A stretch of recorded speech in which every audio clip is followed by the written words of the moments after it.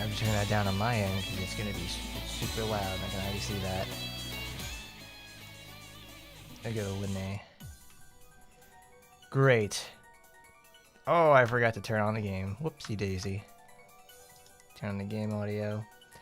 Let's do it. Thanks, Asuka. Alright. Let's get it started, shall we? What's happening, fellas? It's your boy Hardcorn, and we're back. Today we've got some new stuff in Action Taimanin we're going to go over. We got Rin's costume, and we also have the wonderful Valentine's costume as well, alongside the event rerun, and some other stuff we're going to go over as well.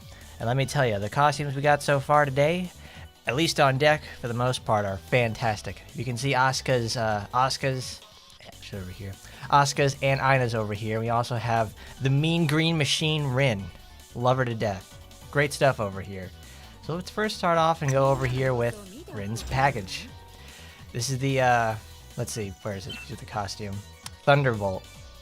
Thankfully, it's a customizable color right out of the gate. I got mine all in green because I thought to myself, you know what? Her supporter itself is actually green, so I thought, you know what, I'll give her an all green color, and I think it turned out pretty good for myself. It's the one that I used over there in the thumbnail for it. But normally it comes in solid black and it has the same sort of features like over here that looks like latex but as hard as steel. Nagi has the same features about it as well. I really like this costume a lot. It reminds me of her original costume, but I got it like in a Gantz color. Now I actually have Gantz for real. Everybody's like talking shit about the visor though, and for the most part, like, I like the visor. It's got that Blade Wolf look going on, or Blade Wolf and Raiden for the most part.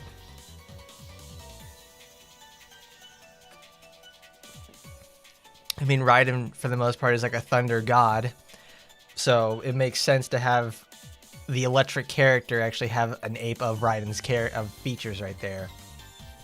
For the most part, how you guys doing over there? You like Rin's costume? You like it for the most part yourselves? Because I think it's fantastic. They actually gave her like a big old sneaking suit. She can't sneak around because the fucking, what is it, the Major, I can't sneak around because of the clap of my ass cheeks is too loud. She's got clap up here. She's got the clapper back there. It's fun, fantastic stuff. Comes in these great colors. I like the blue one as well though. It fits her original costume. And it fits this one like nicely. But I got mine in green, and it's like solid bright green too. She looks like I'll call her the Green Ranger for the most part. Like a Super Sentai thing. Reminds you of Makoto Kusanagi. Oh goodness. Burping. It does look like it actually with Makoto Kusanagi because she, what is it? In certain parts of Ghost in the Shell, she actually just sits there and like drives a car, and she has the visor on there as well. I don't know if you guys have watched this. Have you ever seen Bakugan before? I think one guy in Bakugan has like a visor like this. His name is like Chaz or something. He's like the main antagonist for like the entire series, but he has a visor like that. So I think like, yeah, that's good. Epic by epic. An amazingly epic Bakugan reference. Only I would go for something like that. There are female Green Rangers, and Jason, David, and Frank. Yes, he was. Yes, he was in there. Oh, it's very sad. If you ever need help, anybody, don't hesitate to ask. We don't want to end. We don't need to lose another ranger. We don't need to lose anybody else here, folks. But of course, I've missed out on most of Rin's costumes. At least, well, I missed out on the Christmas one, and frankly, I don't much care for the Christmas one very much. It wasn't a very good look for her. I mean, you can take off. I want to take off the hat, but I want to leave the jacket on, and I can't choose either or. I like that though. That was nice. This is good stuff. I like keeping the visor on for the most part. Isn't he the Alice chick? I don't know. There's more question for you guys. But over here we have the Valentine's costumes. There's 4 of them. It's Aina, Asuka, Kiara, and Murasaki. We'll see who came out the best over here. Asuka's costume over here is like fantastic. Like the ribbon costume that they're getting over here, that is great stuff. This is also one of the times that they actually show semi-transparency with their cloth textures, which is actually interesting. That's like one of the few times that they like try to innovate with the costume itself. And I never see this happen. Like, it's actually somewhat transparent. You can see under there. So I hope they maybe use that in the future to create like more optical illusion things. I don't like the sort of side tie they have going on here. Yukikaze has this and it doesn't look very good. So that's why I keep it in Asuka's default hair. I got it in like, I tried to get like, you know, Asuka's regular pink colors. But since this actually behaves as a metallic texture, it's very hard to get it like bright pink. I'd have to go mess around with like cheat engine stuff. Yes, that's right. We apparently the clone, not the clone. The limited is a clone robot of Rin. Looks like future alts are going to be costumes. That's right. We have they've been building up the what's it called?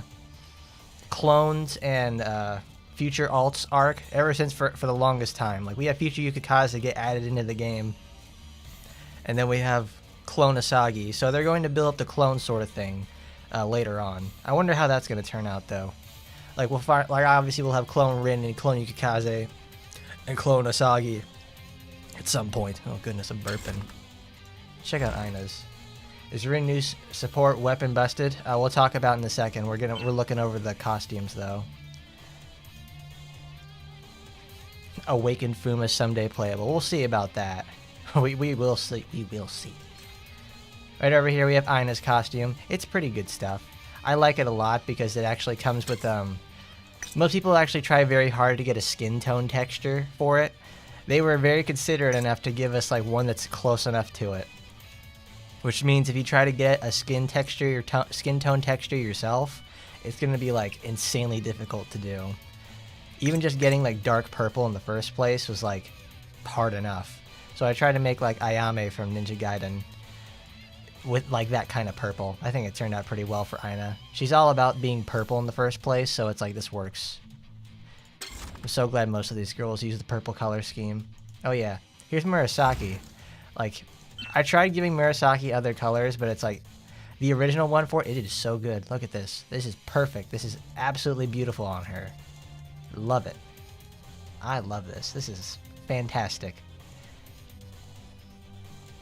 She ain't got much of a shake going on compared to someone like Rin and Ina, but it's like Murasaki is stacked for sure. My goodness. I love this costume. It doesn't have the same transparency thing as Asuka does, though. So I guess that was only applied to Asuka itself, or they didn't enable it for this costume. I wish they did, though. I wish they did. Also, it actually gives her a hairstyle for the most part. It actually gives her a back bun, but you can give her the ponytail, but you can't let her hair down for some reason because that's stupid.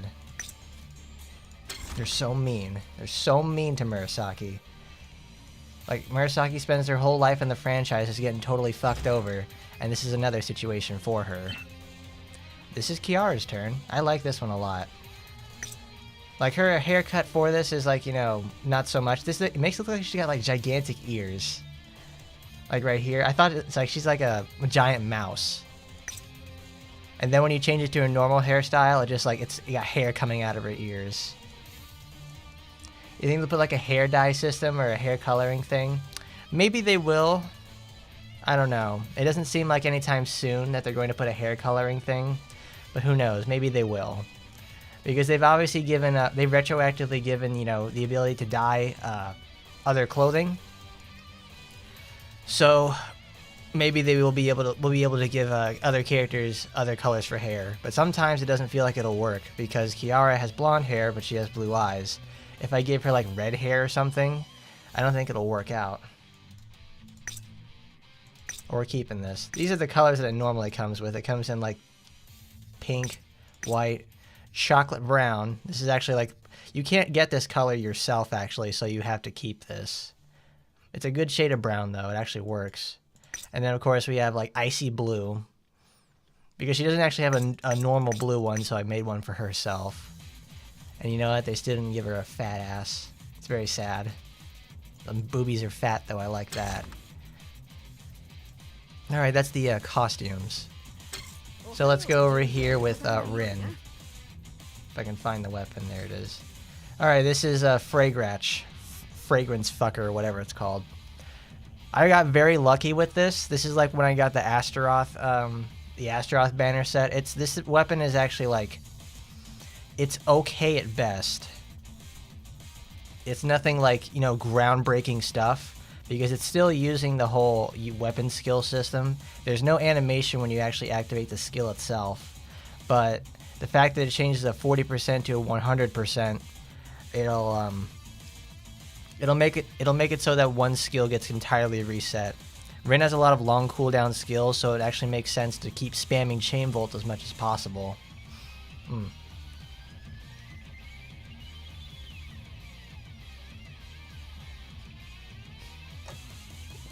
Ugh, there we go. Like, the skill itself is like, you know, Chain Volt actually has when you use Chain Volt immediately, it has a cooldown of 5 seconds. So you have to use it like at the 3 second or 2 second mark to throw it in there and make it work. It lets me spam Volt Rush. It does. This is actually one of those things where if you reduce the, what's it called? If you only take one other skill, that means the only skill that's going to get reset is the skill right there. So that means if you have...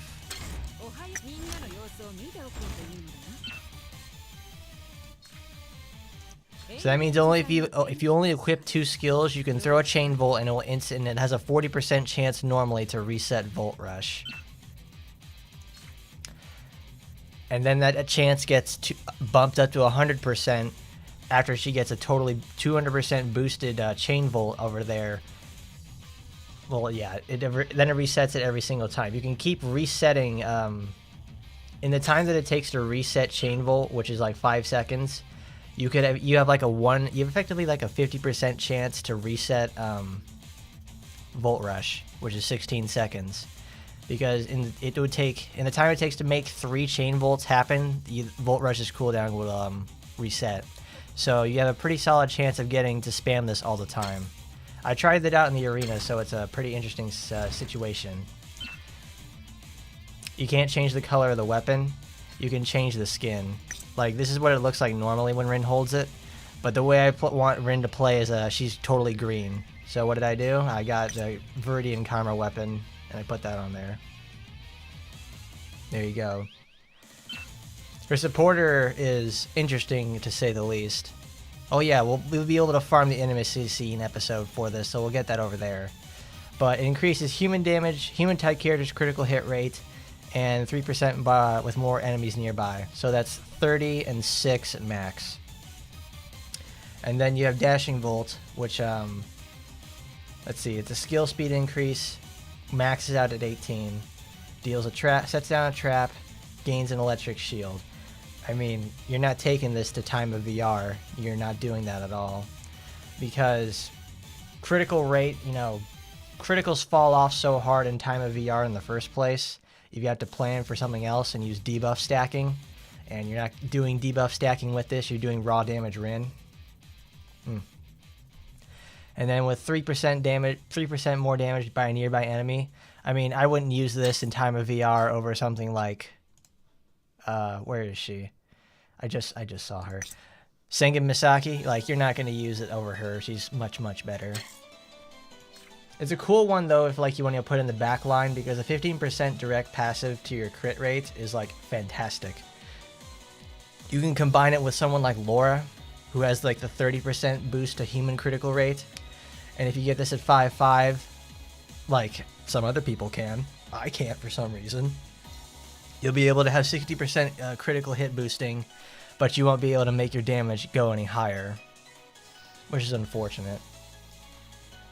It's still 60 seconds on cooldown, which makes it a very long skill to use. It's very, you're not going to see it a lot. It's not something like Tekken Kaoru or like some of the first wave supporters that have like 45 to 50 second cooldowns. It's like insane. The whole thing with like 60-second cooldowns is you use it once a minute and doesn't fit in your rotations, so you have to keep attacking with your skills. But that's it for the most part. Let's go mess around in the arena and show off what that looks like. Okay.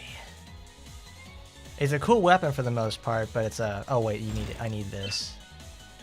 Sadly, no wait, I'll show it off in, is it 74? No, 74 is Astaroth. It's 73. Hopefully it doesn't break. Sue's the next character getting a model renew. Looks like they're going in order now with the model updates. Well, they're going probably in order now because it's like, what was it? It's Asagi, it's the first 3 girls, Murasaki, and Rinko. So this will be the 6th character. Suisun. 19, there's actually a marker over there for it. And of course you can still get knocked out of it.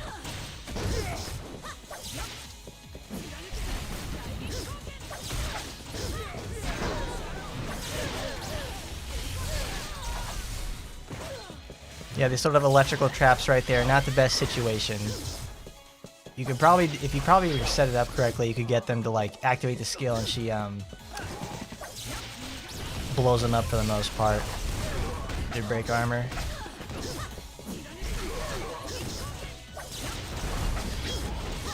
For the Sagi, Sakura, and Momochi. The weapon I used looks close to it. Okay.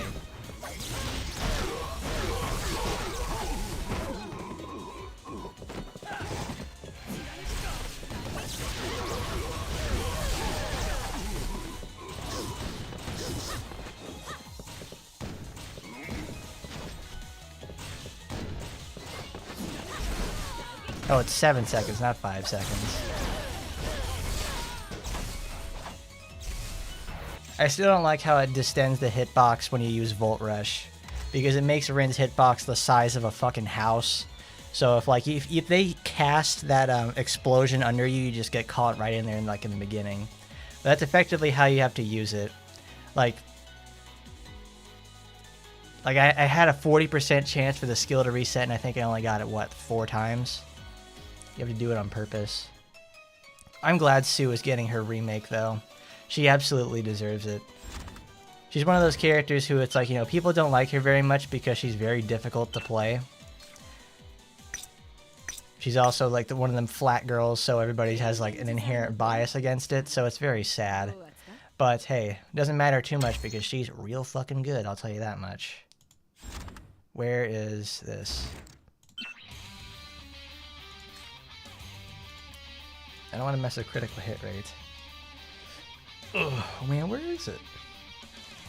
I want Laura? No, it's cats.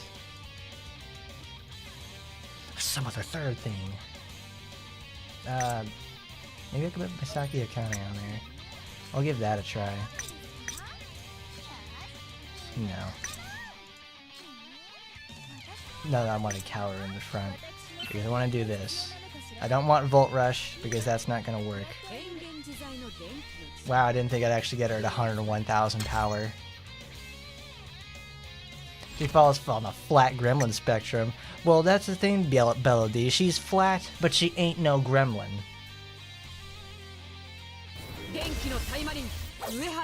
I don't even know what they're going to do if they ever do a Rin remake. That's like 2 years down the road.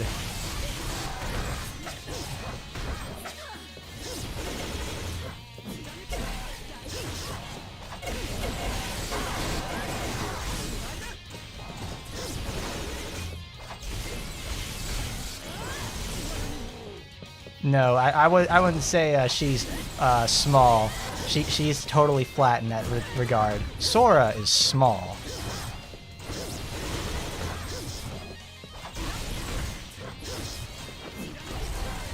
Come on, buddy. Come on, buddy.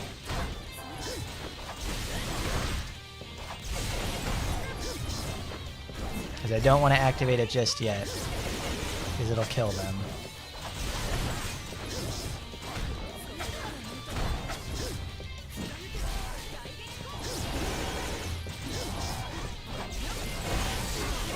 There we go. Got a good combo out of that. That's not going to fill it up, so I have to wait about another 15 seconds. How you doing there, Jermaine? You're all right there on Team Ina now, which I can appreciate that. Love that little flat gunsmith over there. Super good. Good.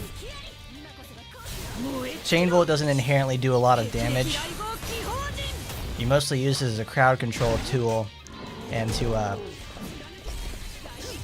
what is it? Use it as a crowd control tool to, inflict the electricity debuff. That's it. And it's on such a low cooldown you can just keep spamming all the time. Like, what did that do? Only 250,000 damage? Not the best situation, but it's a workable one regardless. Volt Spin also lets me be super aggressive, which is why I can do stuff like that. Ooh, get out of there. Get out of there, Rin!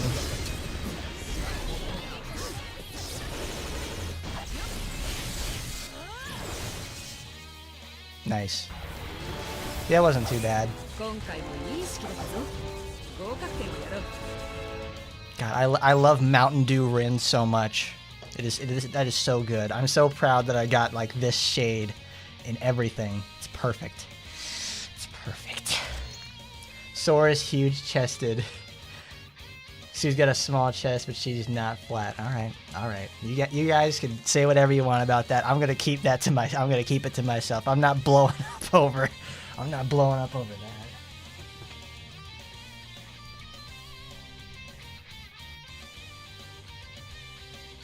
You can call it whatever you want. That's really fun. I really like that again. I want to do that again.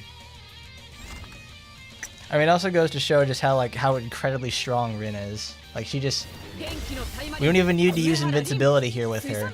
Like, it's not even a thought. Like, most characters, they need invincibility to just stand a chance. Here, we just build up our ultimate and wait. The battle is over within like 1 minute.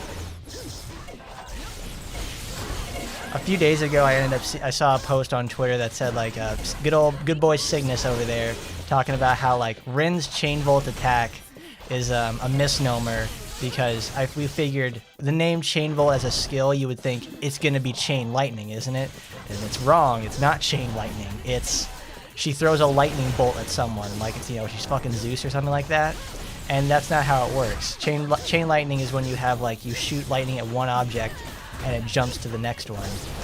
It doesn't do that with Rin, but that's what he wants. That's what he wanted to happen. I can understand that, but I feel like it's a misnomer because what it should be, it's like lightning bolt toss or like lightning bolt, lightning strike or something like that. That would make a lot more sense than saying it's chain lightning, but not really. Oh, that's even less than last time.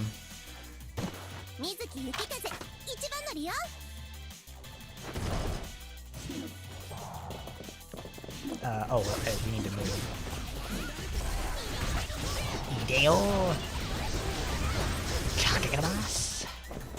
Oh, it's still not. Oh god, get out of there. Get out of there, honey. You're gonna hurt yourself. It's more of an Astaroth thing than Serpent Blaze. It more or less is, because it feels like that's the chain lightning you were supposed to get, but it didn't. Oh my goodness, we dodged it. We dodged it there, folks. That was a lot closer than it needed to be. Oh, thank God. It actually knocked me out of the animation so I could leave.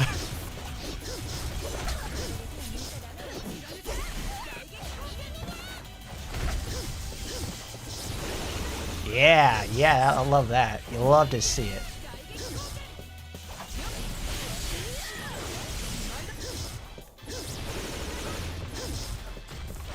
See ya, bitch. Oh, there we go. Zapped to death. Gave her the electric chair. Because her fat ass just sat right on her face. Oh, love it. 207's really slow, but it still feels really good to nail Yukikaze right in the face with that lightning bolt. Oh, that's so much fun. Let's do other stuff with her. Like, I could say the weapon is OP, but it's not really OP in the first place. It's just not. Oh, we're on the bonus stage. That's the wrong one. Oh, this is, I remember this event. This is the event where you get the, what is it called? We'll go to a different one so I can do it from there. This is the event where you get the, Blue Flower Rinko. The one where she has the, idol out. That's not the idol outfit. It's the one that has, like, the blue roses and the blue rose sheath for the sword. I don't know why they don't rerun these costumes when they rerun the event, because that would be kind of nice if they did. Like, it's one of Rinko's best costumes, and it's one of her better looking skins for her weapons. I like it a lot. Now everybody has to miss out on it because they never ran that, they never ran it again.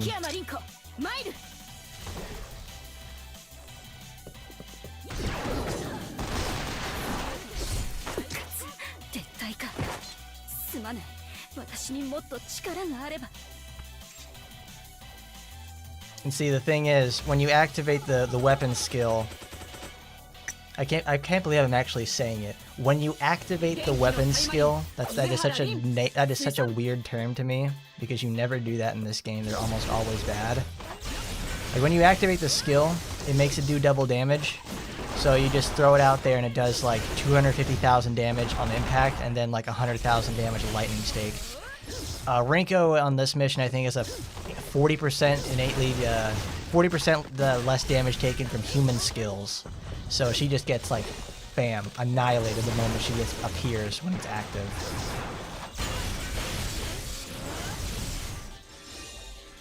See if I can get it again. Look at that. She falls from the sky and you can see that little bit of what she's wearing underneath. Now you can't activate it when she's mid-animation. I don't like it. Rinko versus Micah, where Micah jobs for Rinko on this. She ain't gonna send him over. Rinko's the star of the show. Micah's just our generic heel we have to get over. That she has to get over with. She's there to make Rinko look good. Oh, you gotta be kidding me. I took one step too few and it didn't activate.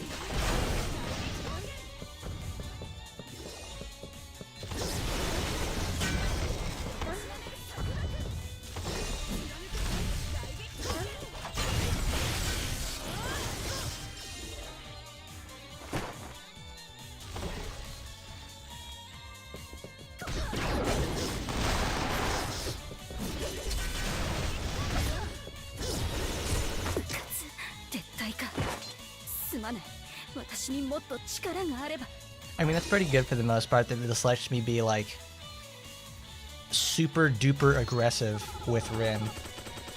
I mean, that's like the best part with it too. Because that's what Rin likes to do, is let you, like, Green lets you be so incredibly aggressive with her.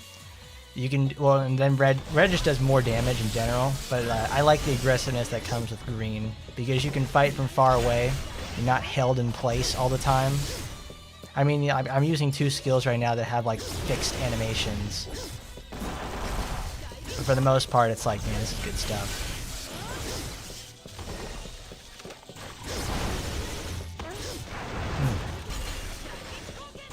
Ugh.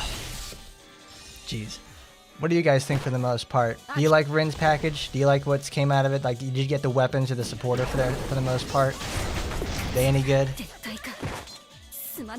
I'm not too keen on the supporter itself because it just has a direct crit passive. Well, it has a crit passive, which is nice, and the damage boost. It effectively combines two really good supporters together, but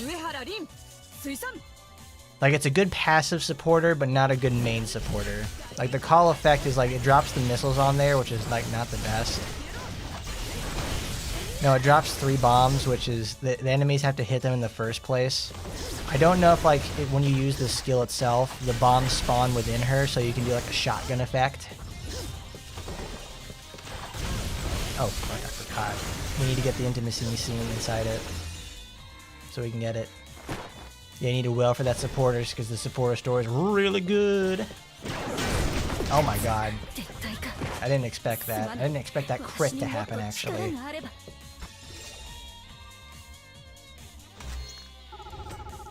We need to raise that up. She can farm fast another day. We need, no, I can't find her. She's probably at the top. Yep.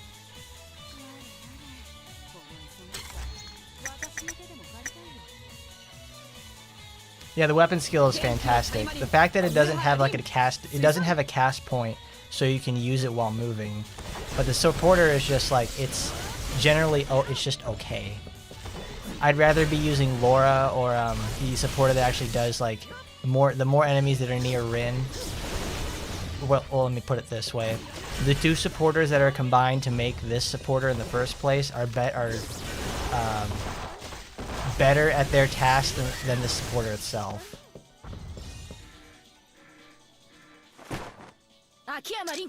Maidu. She doesn't have the snake face anymore.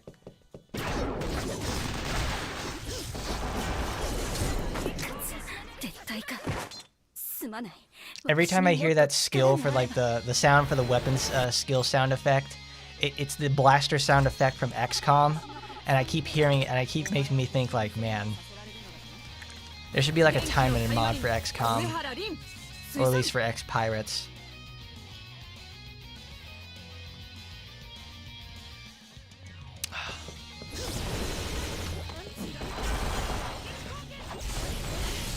I mean, Rin is so good at gaining particles naturally.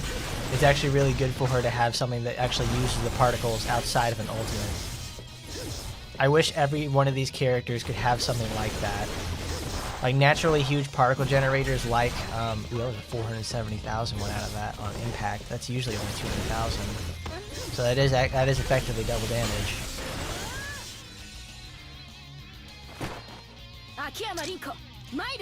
Oops.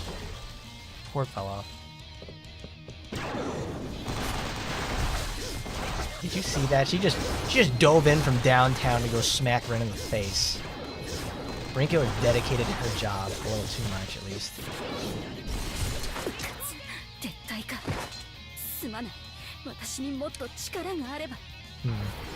Supporter and weapon, it's strong but not OP. You definitely like both. I like that. I like the fact that it's so situational you can use it in something else. Like this is a nice passive supporter. I don't know, maybe this next mission I'll try to put it as a main and see how it spawns the mines. Because it's really specific in that in the first place to use it. Because Tokiko has the same skill as Rin's supporter right here, and that skill is also very, very hard to use, but it does an insane amount of damage. But you'd also have to play Tokiko, and that's not a very fun time unless you've got like severe investment. It's like playing Sue almost. Well, it is actually like playing Sue. They're in like the same category. Oh my god, I missed it. Rinko's shift got shadow buffed. In what way? Does it have like a higher base damage? They didn't mess with the cooldown, I know that.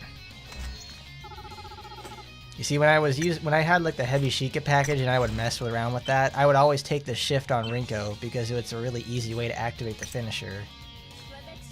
Let's see.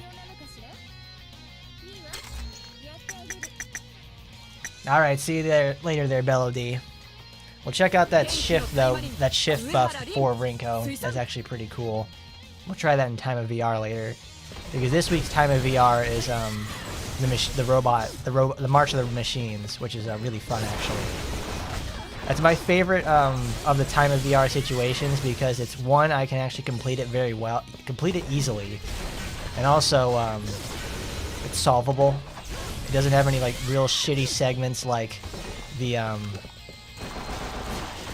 like what's her name, Mass Taimanin and Spider Queen. Spider Queen sucks ass. It takes forever to complete.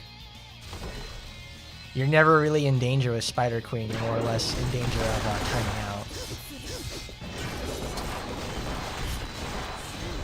out. Okay, it spawns at a set distance away from her. I mean, they do an extremely high amount of damage. I mean, you saw Rinko just walk up to one and instantly die. So they're effective like as actual landmines. And you can since you can activate supporter skills the moment you get hit. It's really good for keeping the enemy back, or at least trying to get enough damage to where you make the enemy groggy or stun them.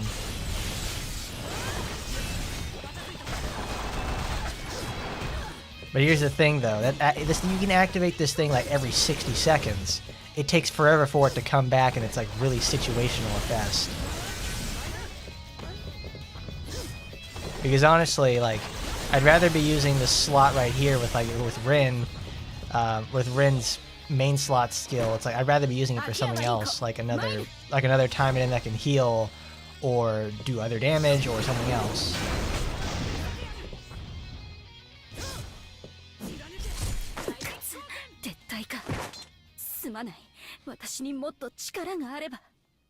They do despawn after a while. I figured that.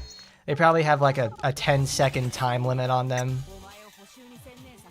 So I can't just like set them down and wait.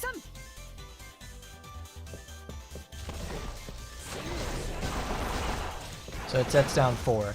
That's 1.16 million damage off of a crit. That's really good damage. That's solid stuff. That's not as effective though in time of VR due to the crit damage nerfs they put in there. It's really sad.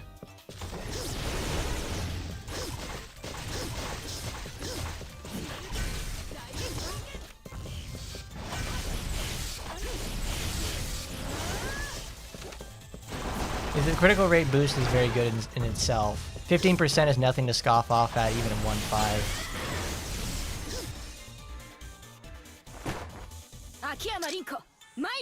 Yeah, just wait.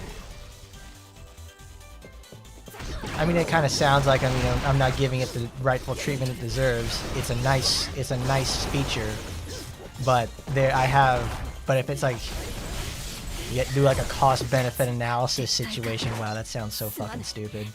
Like, yeah, let's do a cost-benefit analysis situation regarding whether or not it's actually worth it, because I think I have both of the supporters this is made up of.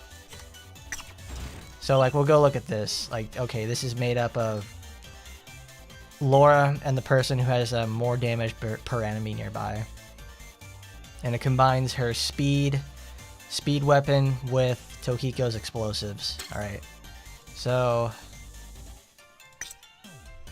particle charge, I can't find her. That's a time of 5-1.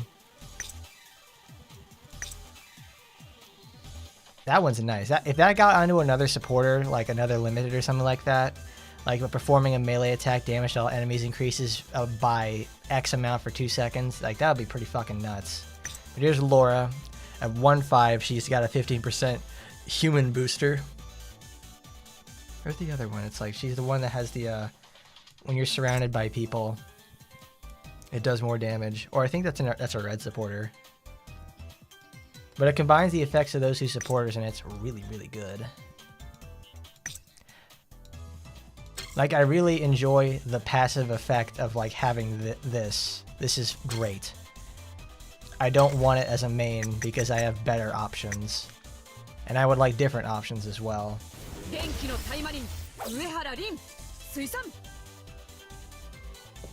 And besides, it's like, I look at it this way. It takes 60 seconds for like that one contingency to come back. And I'd rather have something that's a little bit more active, like Kaoru. Like Kaoru or Misaki Akane, who are on like 48 seconds and 54 seconds respectively. So it makes it very worthwhile to have something like that in the pocket when push comes to shove.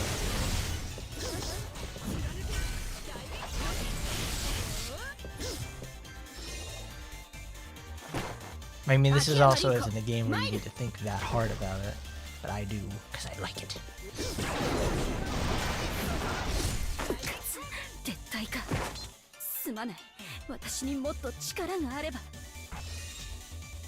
I mean, that's also the one thing I don't like about how it just spawns them from cast location, because if it actually threw them from her person like it does with Tokiko, you would be able to create a shotgun effect with it, which is really sad. You can't do it. Oh, I hate it.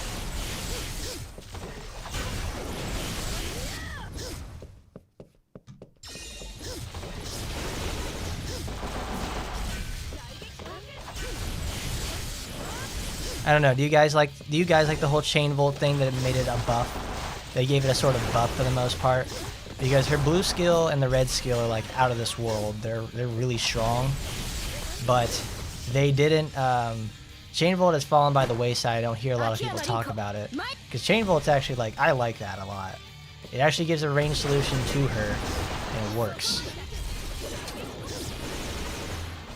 See, everybody else walked into those except for her. They took the heat for Rinko, which I can appreciate.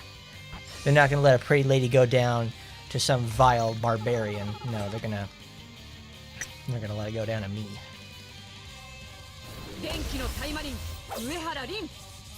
Chain Volt's a lot better with the weapon itself.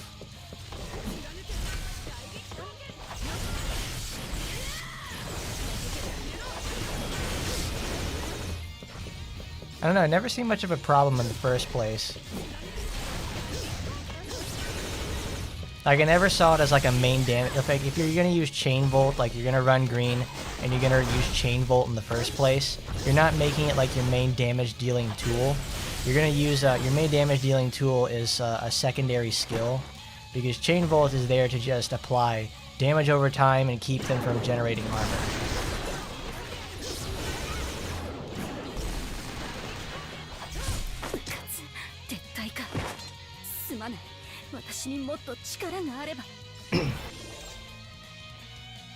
Like when we did 75 earlier, like all the damage that Rin was doing was coming from her ultimate and using the ultimate, activating Kaoru and activating Kaoru, the ultimate, Volt Spin, and basic attacks.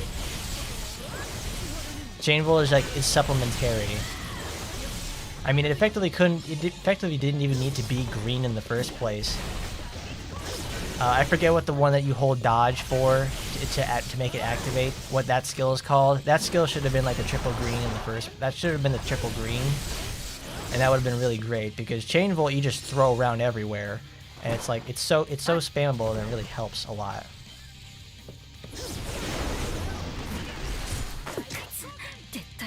Like, you just keep throwing the projectile, you have damage over time, and you have the impact. You have the impact of wherever it hits, and then you also have the Stokes inside, which is like, it's nuts. I remember I talked about it a long time ago, how you don't even need to have the correct supporter set up for it. You can use the skill by itself, because it's such a strong ranged option. Like, it's a strong ranged option on a melee character. It's really good.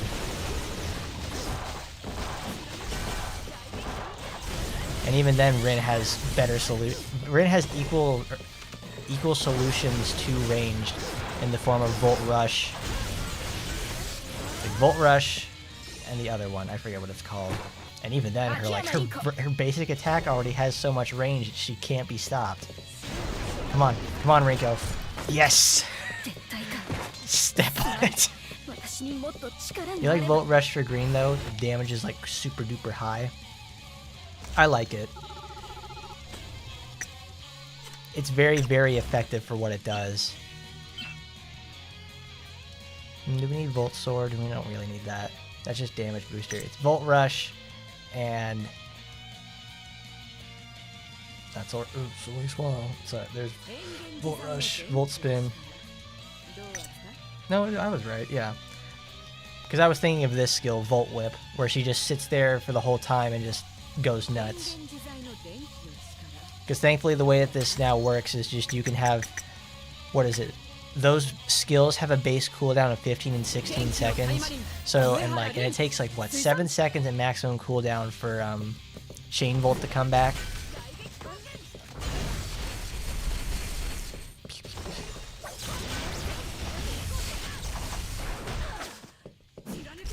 There we go, Volt Whip's back.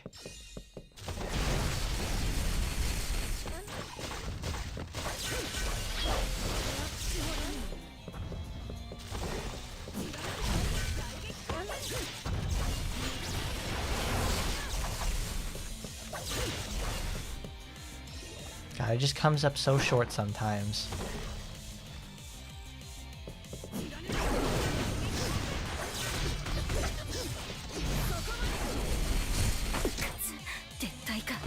Tenkan. You see, I like the sheath for Rinko's flowery blue dress thing, but I don't like the sword very much. It doesn't fit her character very well, you know? not so much her character, but it's like the sword is so ornate and it almost feels ornamental almost, but it's like, we'll look at it later, but it feels like it's not so much a sword Rinko would use. It's like it's a saber type sword, you know, or like a Guandao.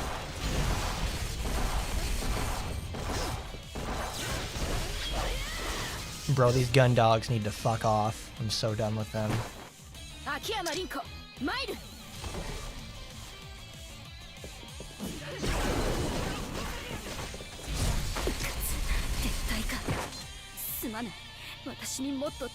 What's my plan for Saturday?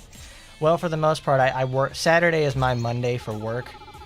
Like where I work, it's a very busy day on Saturdays, on the weekends. So I come in there, and that's how I start off my week. Is going there and just working. Right now is effectively like my weekend. Today we celebrated like my dad's birthday, so we went out and had dinner over there. It was a nice evening. I got to see everybody. It was good. Food was great. We got there right as it opened, so everything was fresh and delicious. Ooh, I loved it.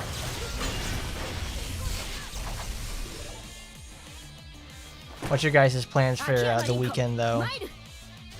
Where I'm at, though, it's where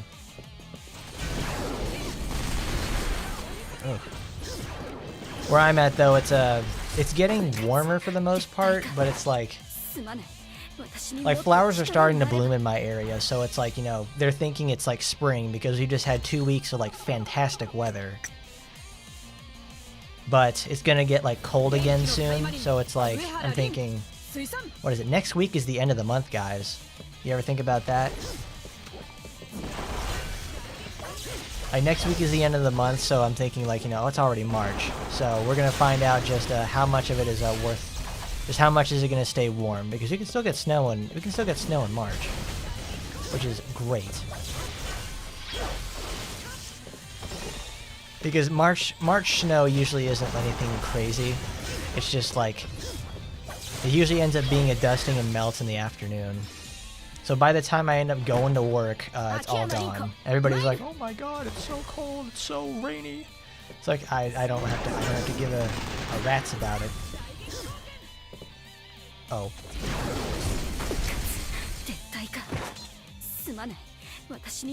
Hello there, Jeff. How you doing over there? We're messing around with Rin stuff, and I would talk right there about the package weapon and supporter. What did you think of it if you got it there, Jeff? Because personally, like, the weapon is great. It's very good. The supporter is very situational. It's a good secondary supporter, but not a main. Not at all. Oh, jeez.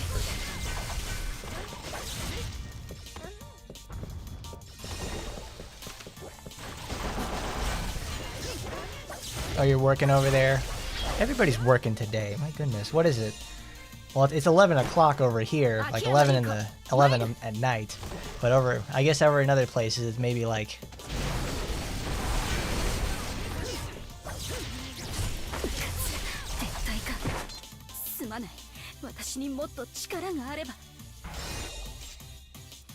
You know, Rinko, for someone who is just very soundly beaten, you really have a lot to say about that.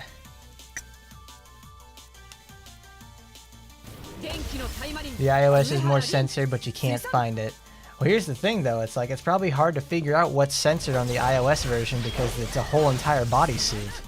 Like, how much further can you go? I mean, they have, like, those exposed parts on the side of her breasts, so that means, like, you know, that's probably the one thing that gets covered up. I think the best way to check for, like, what got censored is go look at the Time of TV video, because they always use the covered up versions of those clothes. Like, go look at their YouTube channel and go to their Time of TV news section, and that'll show off, like, because they were talking earlier this week about Rin's costume, and they show just that. They show the iOS version.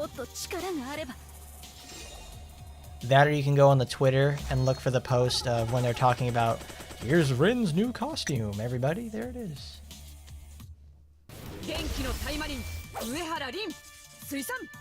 You've gone between the Steam and iOS and you can't see anything else.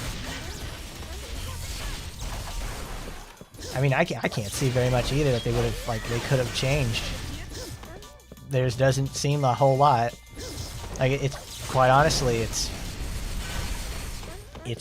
a solid costume all around. I guess it appeased all parties on the Steam and iOS, on the Android and iOS team. So they didn't have any reason to hold back the release of the costume or anything like that, which I'm okay with. Like Rinko's costume over here, I know that one got hit with you know, they gotta have a different look for it. When they do the promotional material for it, they give her stockings and they give her this sheer shirt that goes over her chest. They don't have to do that with Rin.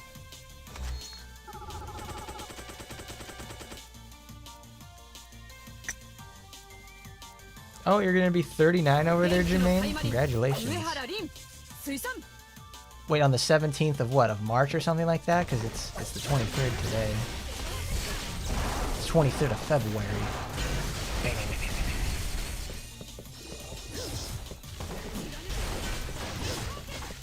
Oh yeah, it is something to think about though. I never even thought about that. Like, the Steam and the iOS versions are effectively the same. Yeah, you give them an inch and they take a mile, and it's an absolute like travesty. Because what do? They in the past they have gone back and censored some of Emily's costumes and Shiranui's. Emily's got reverted, but Shiranui's I don't think got fixed. It's one of those people.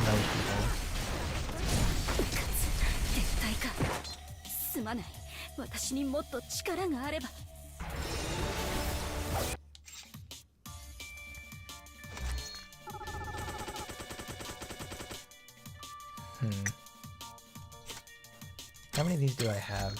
8,000. That's enough Rin right there. We'll use a different character. I want to use... Oh yeah, we'll use Aina. We'll use Aina because she's got it going on over here. She's a human. She's got... Oh, it's melee. It's not working. Oh, that would be really good. I just thought about that.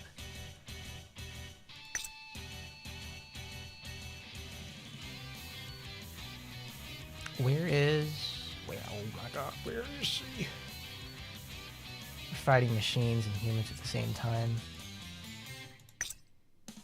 We'll save that for Murasaki.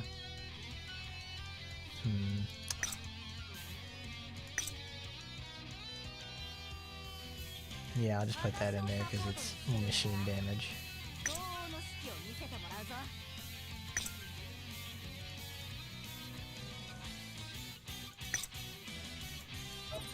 We've had our fill of Rin as of late.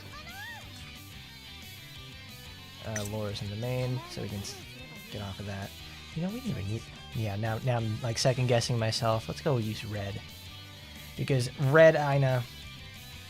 I don't know, everybody seems to gravitate towards red Aina because personally, like, green Aina is my absolute favorite. It's just so insanely fast and it feels really good to use. A red Aina really, I guess red Aina is just like the one everybody goes to because it like feels really good or something like that. Support. Here it is. This is what I was thinking of. Increases damage dealt by 6% by 6% with enemies nearby. That supporter. That supporter. This Lunaria and Laura combined together are of this new supporter.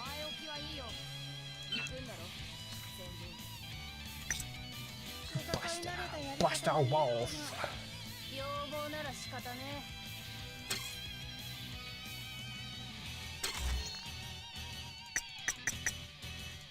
Suppress. Now we need the assist.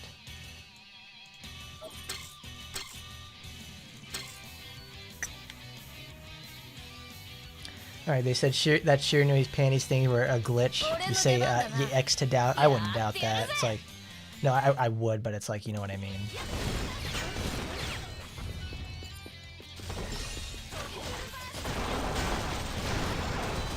Like, they've done some sussy things in the past.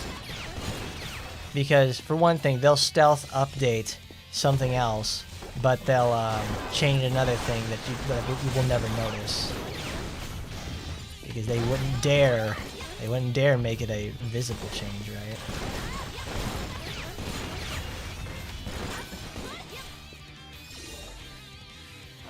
You're born on St. Patrick's Day, but you sure as hell ain't no leprechaun. I get that.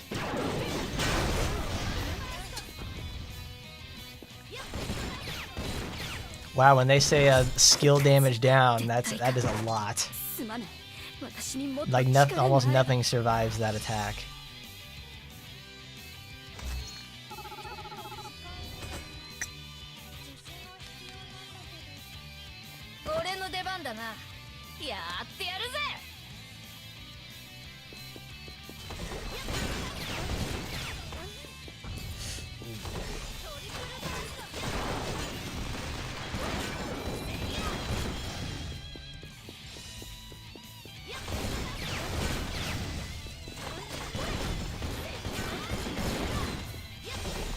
Rin's left click's already hit like a truck in the first place, so I'm going to spam Chain Bolt for more or less the same damage output.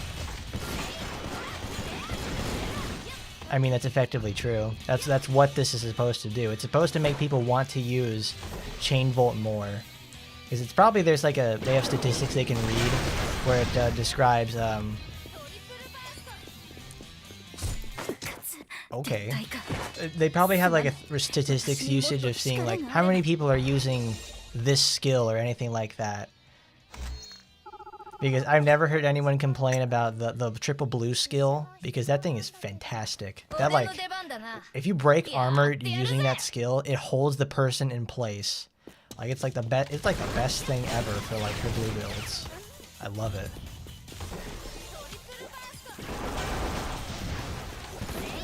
I remember when Rin came out, I remembered showing off like the ability for it to stun lock so strongly, because since Rin has so many hits on her attacks and everything else, that she doesn't have to worry anything about enemy armor. She just goes, she dives in and doesn't give a shit. She doesn't give a fuck regardless. My God. I remember seeing this comment a while back though, showing like Gregorius. Yeah, Gregorius is her other weapon. It does like it's increased skill damage by 22%, and it does like increased particle charge or whatever, which is an inherently very strong ability on a weapon you can pull from the gacha. And it's on Rin, who already has like some of the most monster particle charge gain in the game, second to like Aina and Sora. Sora I think has like the highest gain in the game, since she has the most projectiles and particles that she can shoot off. But Rin comes back and she's really good at it.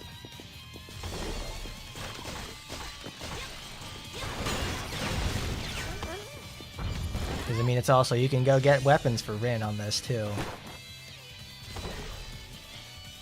Because it's not just like a Rin, you know, weapon. It's Rin's limited weapon gacha, but you can also get weapons for Rin in this situation. So it's like, hey, if you need weapons for her, go right ahead. This is like your day. This is like the time to do it. How you doing there, Jagu? Talking more about Rin's package weapon.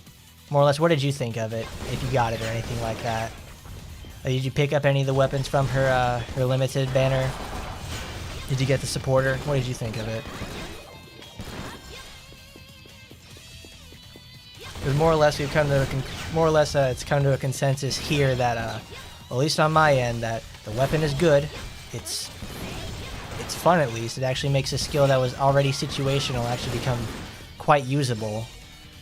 And the supporter is situational at best. It's a great passive supporter. I will never deny that.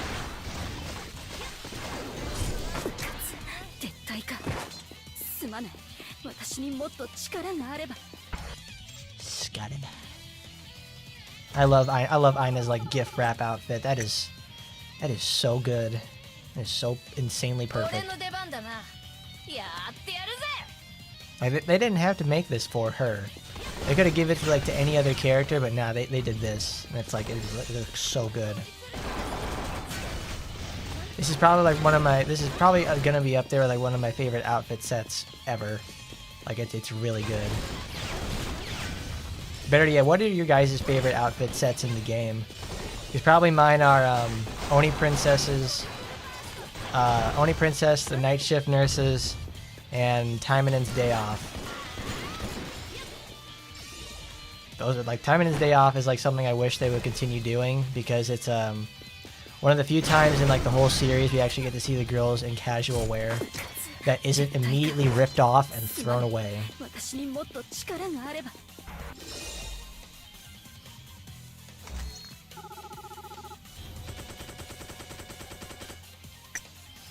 You do plan on getting her package when the check comes in next week. Well, that's good.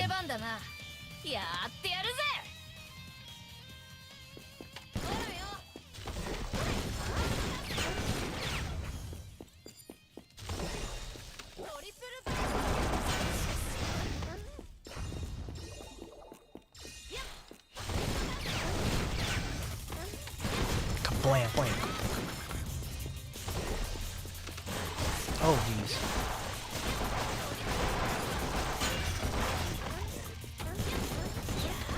I don't know. I know it reminds me of Ayame from Ninja Gaiden, so I thought, yeah, let's do that. Let's make this color in this fashion. That'll probably work.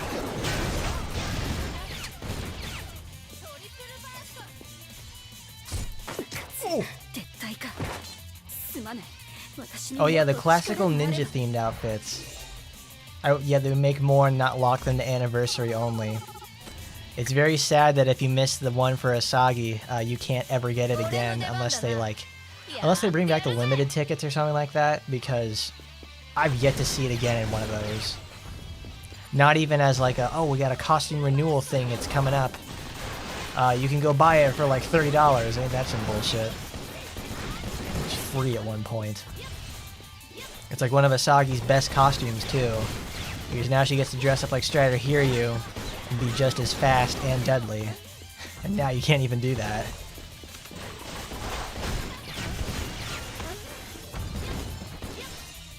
Yeah, it's a really, really good outfit.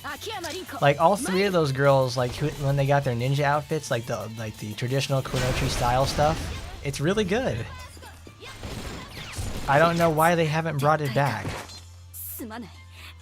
I guess it's like, you know, a fear of missing out situation, but with like costumes like that, that is truly, you missed out. It's really good.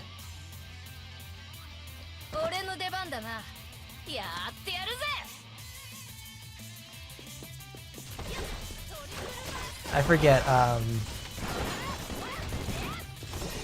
how did we get Yukikaze's one again? I think that was just like a gift from doing like the, it's either it was a golden pass item, or it was a, or some sort of event reward. It was an event reward actually. Like, we did like, oh, if you got like a 100 million points across the entire event from everybody, you were able to get this, you were able to get Yukikaze's costume. And it's honestly like it's one of her best. Like, they actually took the time and effort to make those sort of costumes, and it's like it fits.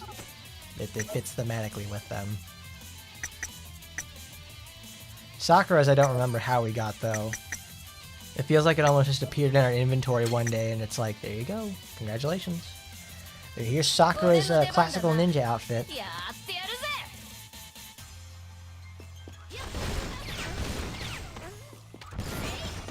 I don't know, I feel like Sakura gets totally shafted on a lot of these costumes.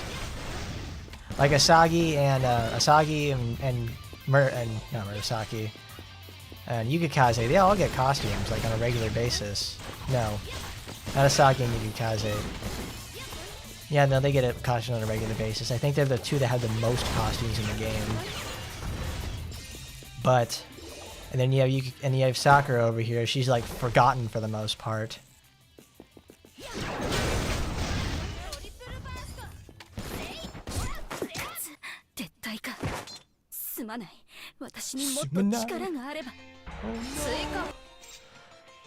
We've killed our local cow. We've killed the cash cow, everybody. Now RPGX will never have any Rinko events ever again. Hear that white costume Rinko has in RPGX? I want the it's not that Ascended Rinko costume, it's the one where she has the demon form look. I want that one. I want that one in this game because that's really cool looking. Better yet, I would just really like it if they've got all like I'll just say it like this, like the Kage forms. Like Asagi's one, and like I would guess say Rinko has one now or something like that, if you could even call it that. I want those in the game because it's like Murasaki has one, even if it's sort of like, you know, a haha funny type costume. It's like I still like it. I want the sheer novelty in there. But this game really likes its frilly and ornate costumes a lot.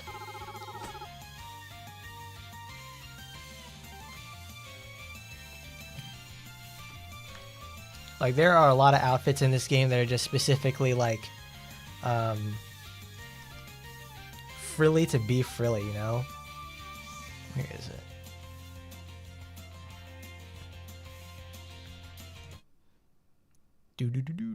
Oh, I can't find a...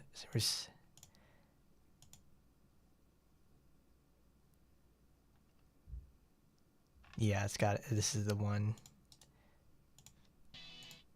Can't use that one because it's this game is not, because that's a copyright strike.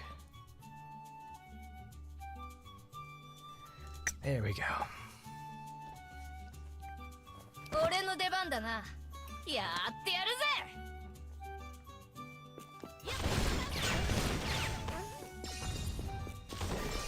Uh-oh. What was Murasaki's original costume? Are you talking about the one from like Taimanin and Murasaki itself?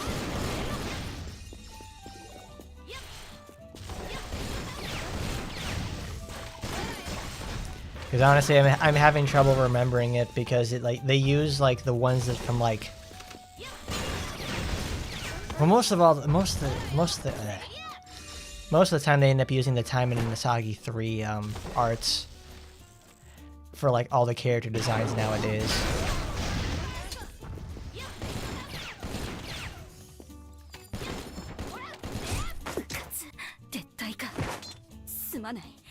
If I had a wishlist for Sakura's costume, it's the one that she has in TA3 with stockings and no skirt.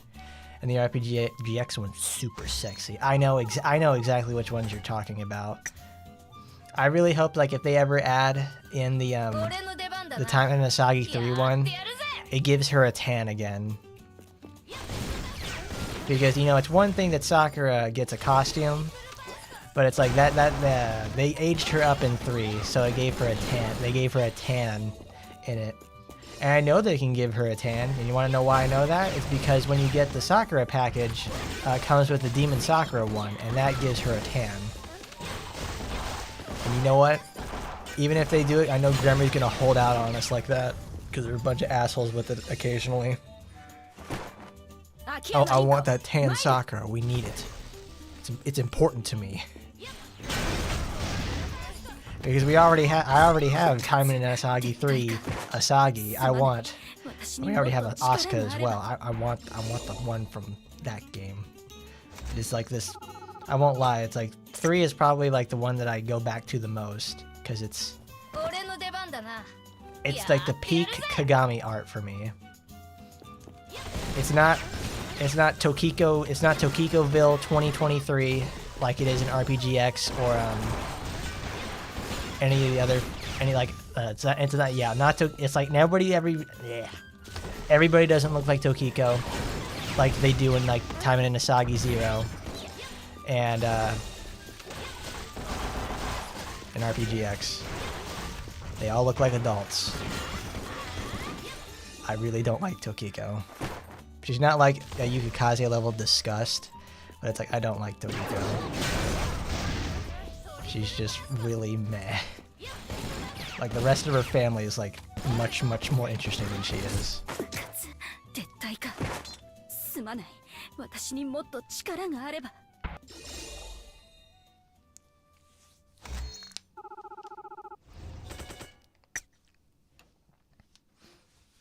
Wait a minute. Felicia got her package in... That's for New Year's. And this is Rin's. Oh my god, they skipped Tokiko. Why did they do that? Why did they skip Tokiko? Doesn't she deserve an outfit? Doesn't she deserve a rework too? Holy shit, wow. Are they doing this on purpose? Oh my god.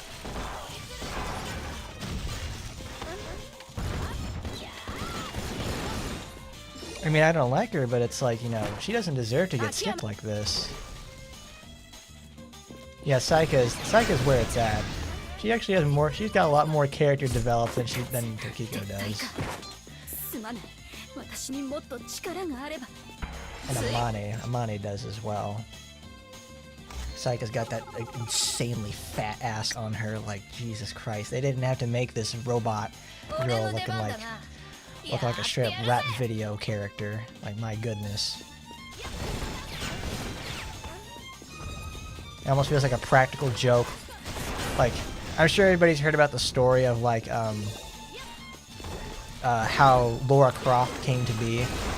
Like, the developers of the game thought, like, oh, this, like, what if we put, like, comically huge breasts on our character model, and we shipped it with the game.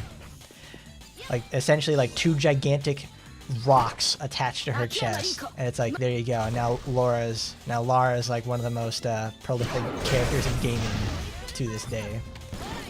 Because she's got fat tits attached to her. And that's cool.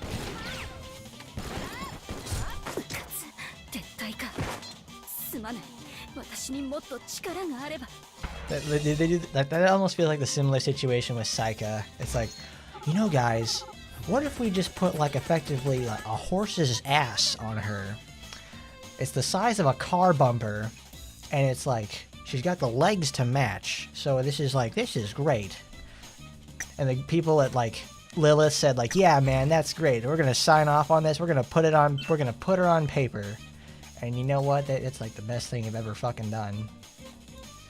They're gonna hold out on her too, in this game at least.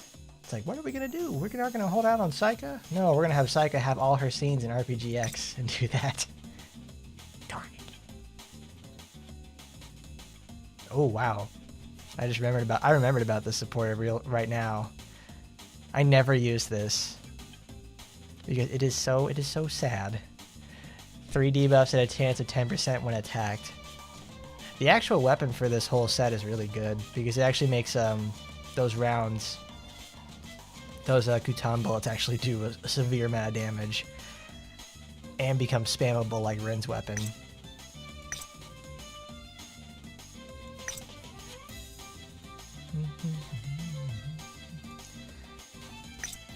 She's not a demon, she's a semen demon, that's what she is.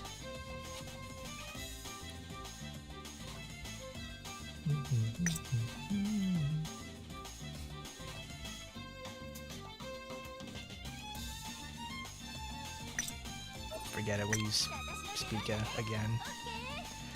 We'll use Spica again. I guess I'll just do 20 million damage. What awakened skills did I end up picking? You wonder which one you should pick? I have a whole video on that, Two Teeth. It's great. You should go check it out.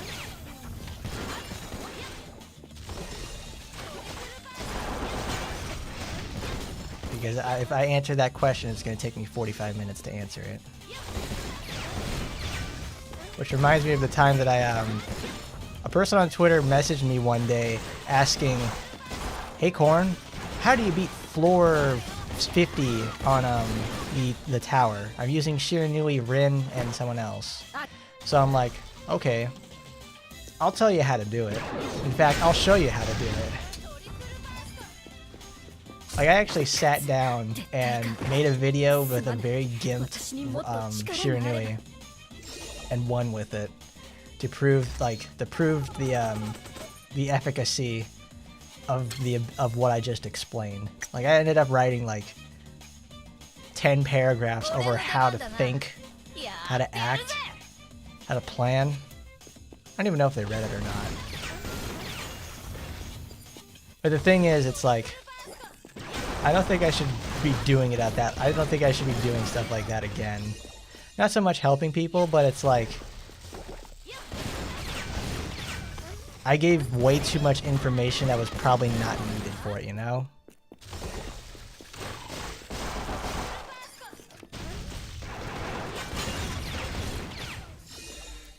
But there's not a lot of alternate costumes for Tokiko. That's a disappointment for sure. She didn't even get a regular swimsuit during the summer either.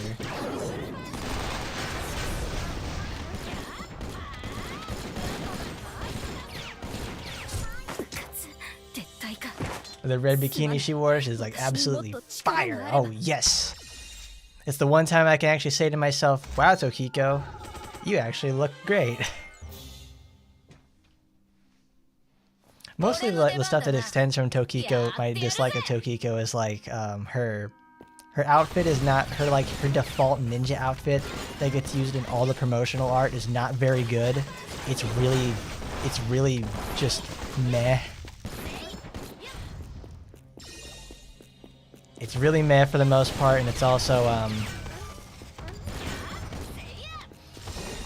not very good. It doesn't suit her, you know?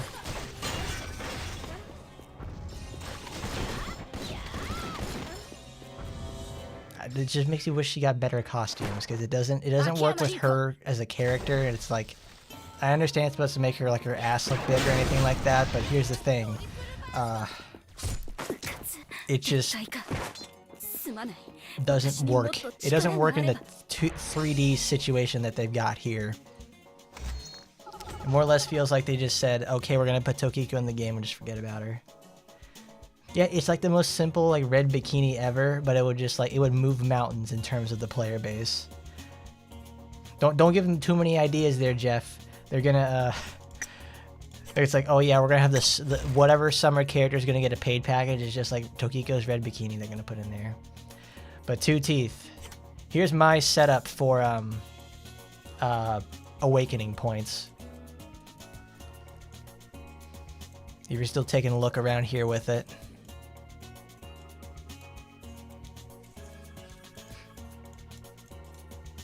But I'll try to be brief about it. What you want to level up is battle stance up to maximum first, and then ranged melee offensive next. Ranged and melee offensive. Your criticals, I leave them at 5 because the maximum is 20%, and the maximum for damage boosting is 20% for critical damage rate, and then critical damage range is 20% as well. And then when you when you get more points, you can start investing into the racials, which scale just as highly as battle stance does. But traditionally, when you're starting out, just start off with battle stance. Spread some points into melee and ranged offensive. Maybe a few points in a critical chance and critical chance of damage to you see fit depending on your characters, and then eventually spread into a specialist. Everything else is just fluff for the most part. Like I have the defense boost because frankly it's really important. It helps you survive for longer. And Pierce, you won't need to see Pierce for a long time. But anyways, let's change characters. Let's see, Kiara. Hello, you sussy baka. We're gonna get you in. We're gonna get you in here, girl. Don't you? We didn't forget about you as much as I tried to. Let's see. Oh, and I want to change skills. God, Snowveil is such a sad skill. They didn't even like. Did they upgrade? Oh, where's Mariner in the Storm? Yeah, it's Snow Leopard's Fist. No wait, does this do anything? Frigid Zone. God, that is... They have never done anything in the world to fix Snow Veil. It is such a sad attack. They've even actually I know within the Kiara's revitalization they buffed it, but it's like you still have to use Snow Veil, and it's terrible. Alright, not a problem there, Two Teeth. Try that out yourself if you have the materials.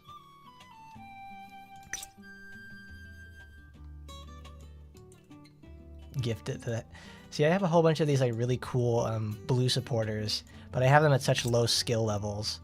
Like Blackbeard, Onisaki Kiara, and Holy Knight Ingrid, they're like, these are like the gold standard for blue characters, especially demon blue characters.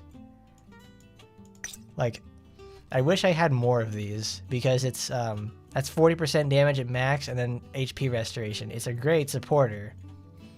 Like it makes me sad I didn't get more of it, but I got one. I was happy with one because I can use it on other stuff. Because then you can put Lilim on there, and then you can put it over here with Ingrid.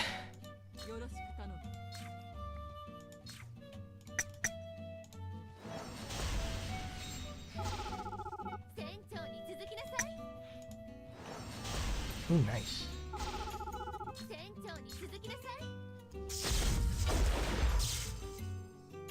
The way Kiara says like Baka over here in AT and RPGX is very endearing. I guess it works for you.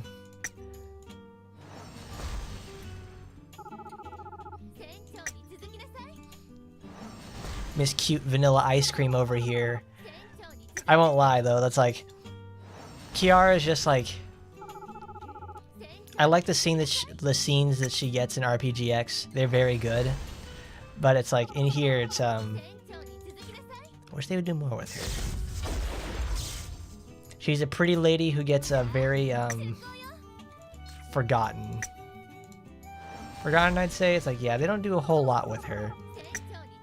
She feels like she feels like the addition they put in there. It's like, we need some cash to fund the summer projects. Okay, let's get a springtime Kiara.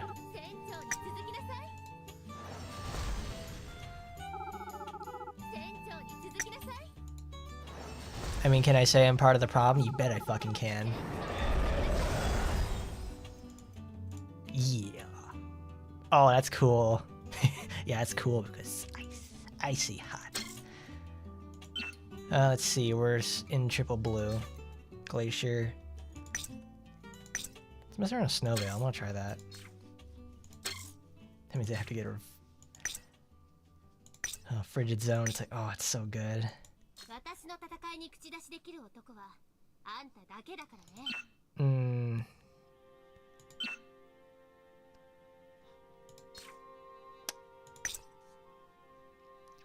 Let's give her some stuff. She's gonna need this. Go get him, honey.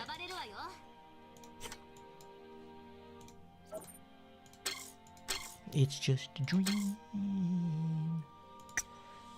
What's Kiara's best build? I won't lie, I have very little experience with Kiara outside of a few situations. Her best build is the one that allows her to effectively just keep stun locking everything. Anything short of that is meh at best.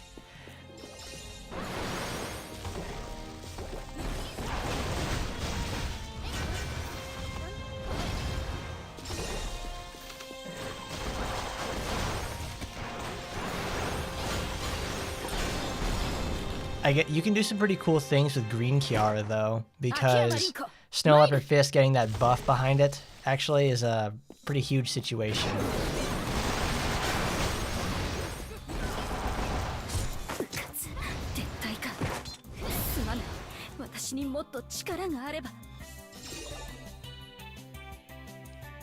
Yeah. Mariner in the Storm actually Glacier drop in Frigid Zone is fun. It's like, yeah, that's effectively what I've run on Kiara since the day that she got released 3 years ago.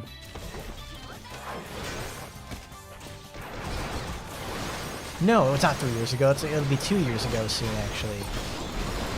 Because all the rest of her skills are just, like, kind of crap. except for Snow Leopard Fist and Snow Leopard Sprint. Those are situational, but they're not as good as Glacier Drop and what its effects, and as Frigid Zone. Frigid Zone is really, really strong because it's essentially Tentacle Mine, but you can stack it with Tentacle Mine, which makes it awesome for time of the Like, if you invested in Kiara, it's like she pays dividends.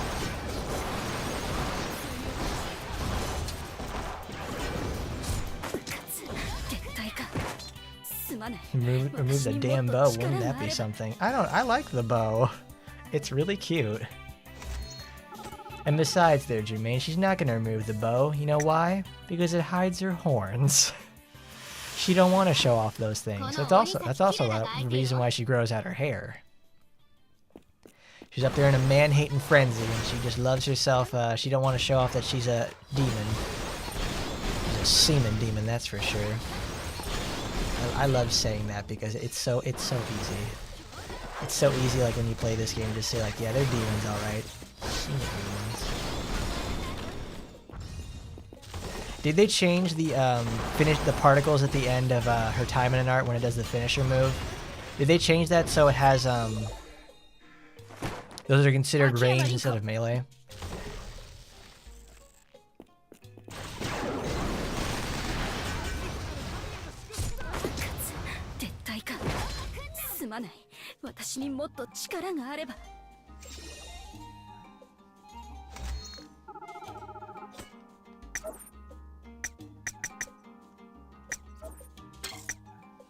This is a really good outfit for her though.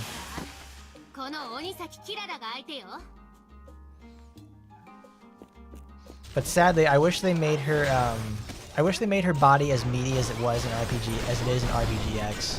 In RPGX, Kiara looks like she's like shoplifting hams under her fucking shirt, and she's trying to steal a whole leather sectional in her back pocket or something. Like, she's got a fat ass in those games, and this game does not have it.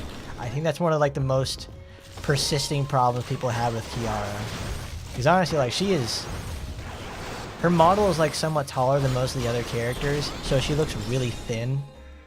This costume like really exemplifies it for the most part.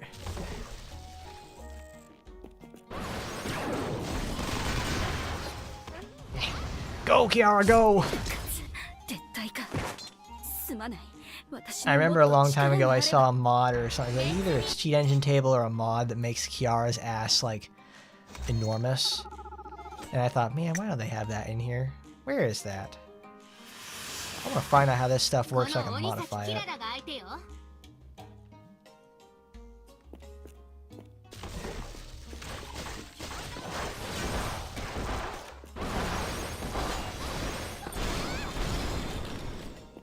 One of the problems with Snow Veil is that it doesn't synergize well with Frigid Zone. You gotta gather the mobs to make full use of Snow Veil. It's kind of hard to do in the first place when they're all slowed by Frigid Zone. That's very, very true.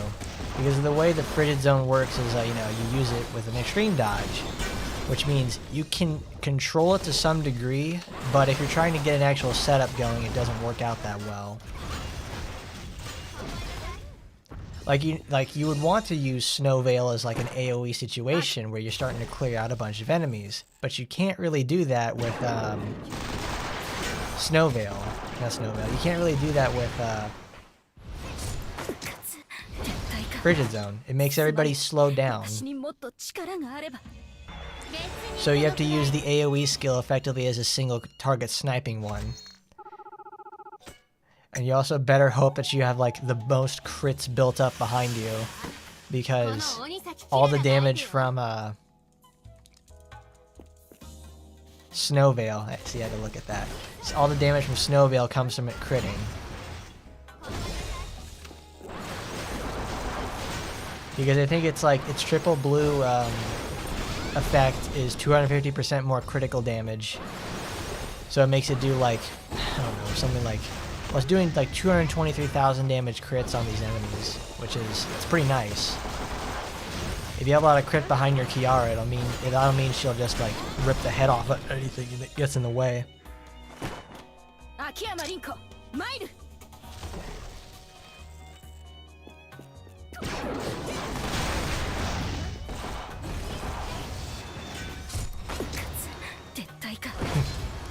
Memory's too afraid to give the girls real proportions.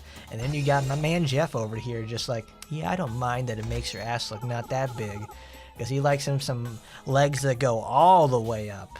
All the way down there. My goodness.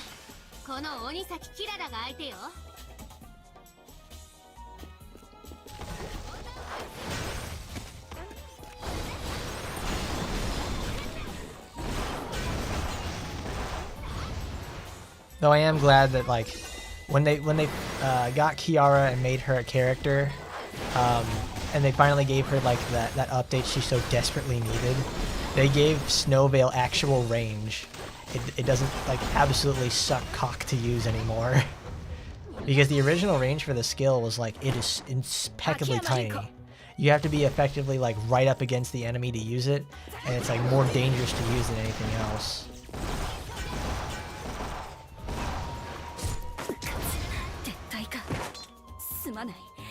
Wow, when they say Rinko takes a lot less damage from skills, they really mean it. That is insane. That is a lot.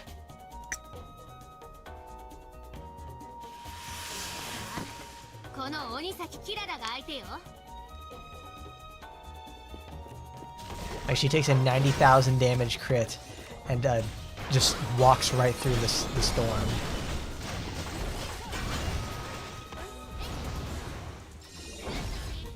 Did you guys ever play Marvel Ultimate Alliance?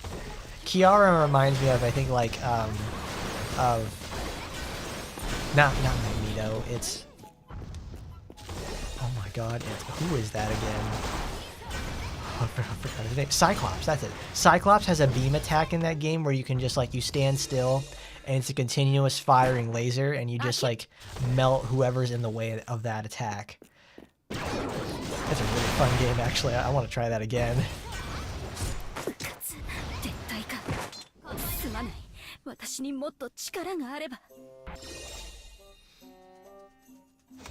I like characters have focused beam attacks because it means it's a nice risk-reward sort of situation, because you can just like, you have to sit still to use it, but to do maximum damage, like you can do a ton of damage with it, but you have to sit still to use it. It's got an element of strategy inside.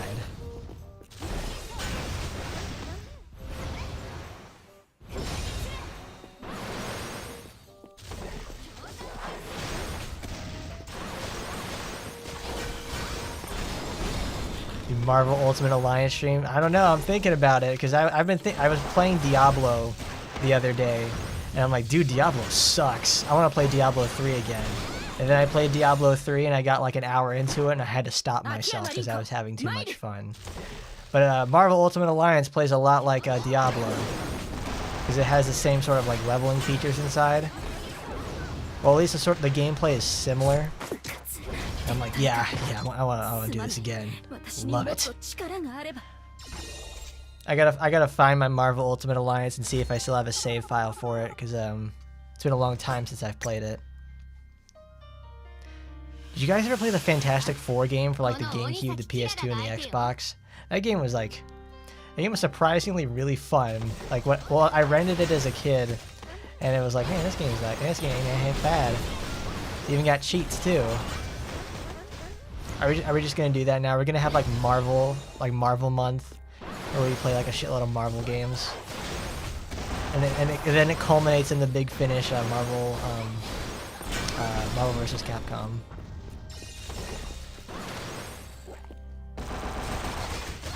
If you were sick of getting totally owned by Rinko on this stage as well, the complaint. I'm very glad to see that this event is almost like.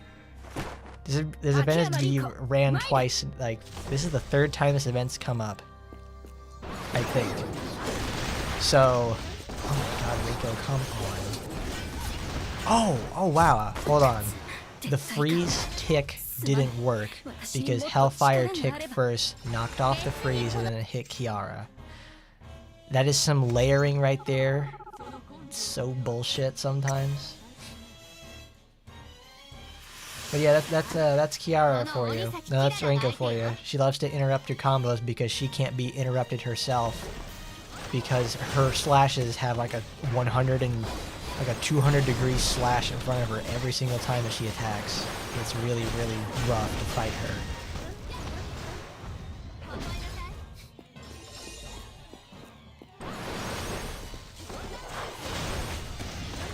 Not to mention that also Rinko has inherently 40% less damage against humans, so it kind of gets her shit fucked up if you try to use any other, and about like 17 people on the cast. That's that machine supremacy right there for Asuka, though. She doesn't have to worry about that.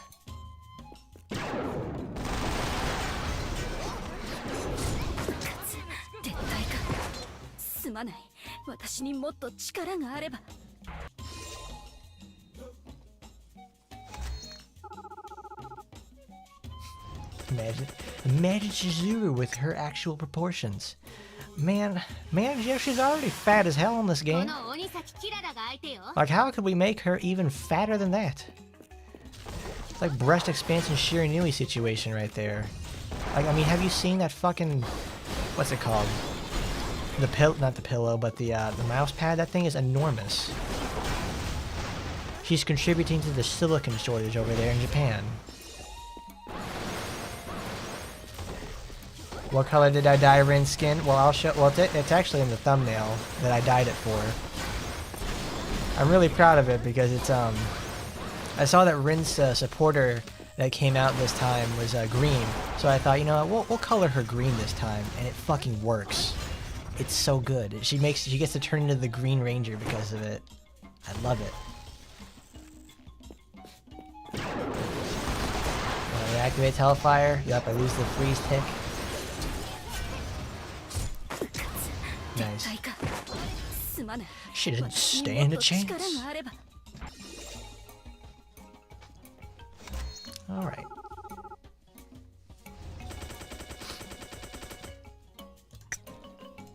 How many of these do I have? 16,000, so that's almost there. We'll go over to Rin real quick. But this is the color I got for her. Like the custom color for it. Solid green. So good. Love it.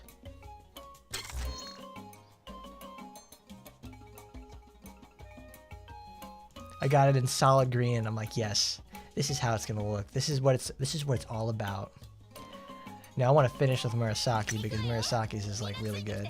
We'll go play with Asuka. Yeah, boy. There it is.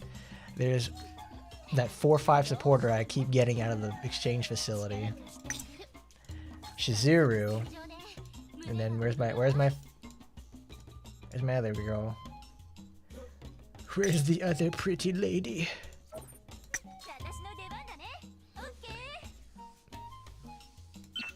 Damn right that green's hot. That's why I wanted it. It's so insanely perfect. Man, I wish I got like 5/5 weapon for Asuka. I should probably save up my points to get her her own. I play her so often. But now we can use critical rate. No, wait, we can use... We don't need missiles. Because it actually takes way too long to use the missiles. We need critical rate boosters.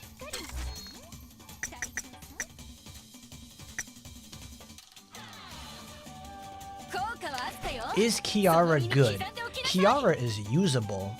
She's more or less about fighting a war of attrition rather than doing extreme damage. She can do extreme damage, but the thing is, she's not going to be doing, like, you know, hard-ass multi-million hits with it. Kiara's got really good utility rather than just raw damage. That's how I like to put her.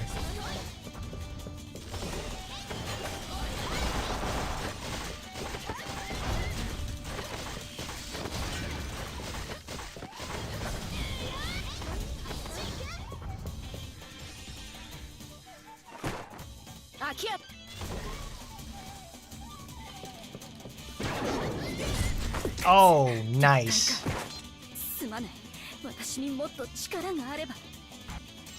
Yeah, you can't be aggressive with Kiara like you can other characters. You have to play her a bit more conservatively because she doesn't have healing and she's all about dealing debuffs to make her damage much higher. How about Nagi? You like Rin? You're gonna like Nagi. That's all I can say. They're effectively like almost the same character to a fault.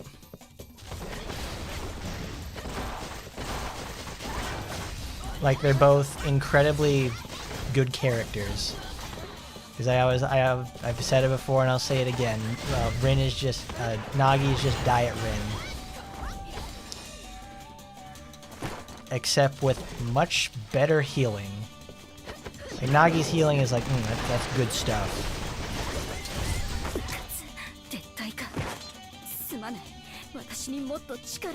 Because Rin, she has to heal from like a very tight column in the front and only has one skill that can do it. Nagi has a skill that uses it in every color, so it's super versatile. Nagi's also got that really nice ability for ranged and close range usage. She's all about those particle effects, which I can get done. Like, I'm not saying Nagi is bad. Nagi is like one of the strongest characters in the game due to her versatility. Her versatility and survivability are like insanely good. That's why I say if you like Rin, you're gonna like her, because they're both insanely good characters. Oh, I keep thinking I'm using that.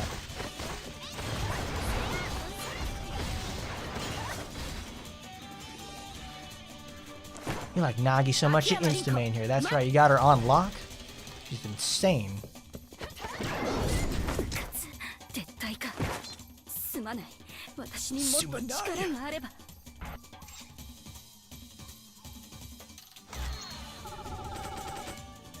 I want to change the color for that. As much as I like it, it's like I want to use the red one. The red one is just way too good.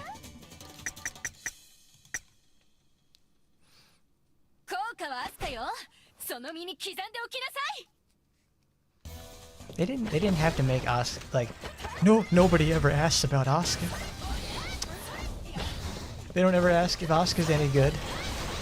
She's good, guys. Can't you see that? She just takes a little bit of doing, a little bit of understanding to make sure you don't get totally screwed over. I mean, look at her go. She's doing a million bajillion damage. Nobody ever asked how she's doing. Look at her go. She's got legs that go for days and knows how to do 20 million damage a hit.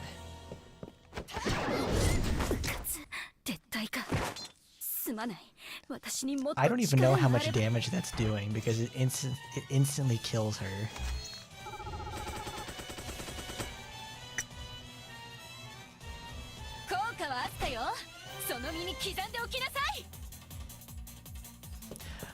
On the Sue renewal, oh man, it's a renewal that's been a long time coming. Well, I think I said it earlier, but I'll say it again because I love that. I very much enjoy that she's getting a renewal.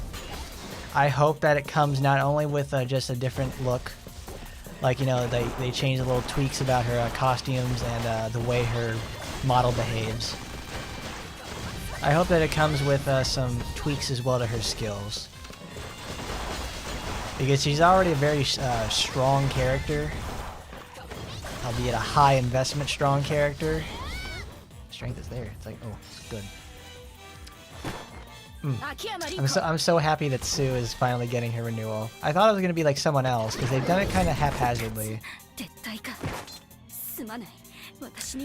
Who is the best character that doesn't require too much effort and time to make strong and without limited equipment? It's Rin. It's 100% Rin.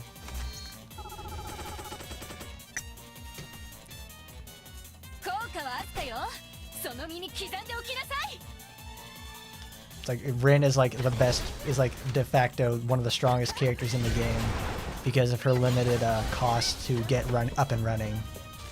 Emily and Astaroth are like really good as well. Like, I like them a lot. especially Astaroth, because like, you know, she's also really hot and also has. I like the gameplay of Astaroth a lot because it's a good practice on making sure you don't get hit by projectiles. But people tend to miss out on the fact that they need a decent. Emily needs like really decent investment in the first place. Like you need nice supporters to make her like full auto. But as a character, like Emily by herself, when you're piloting her, she's very strong because of her healing, because of her techniques. She's got 2 healing skills in the first place. Is it up? No, it's not.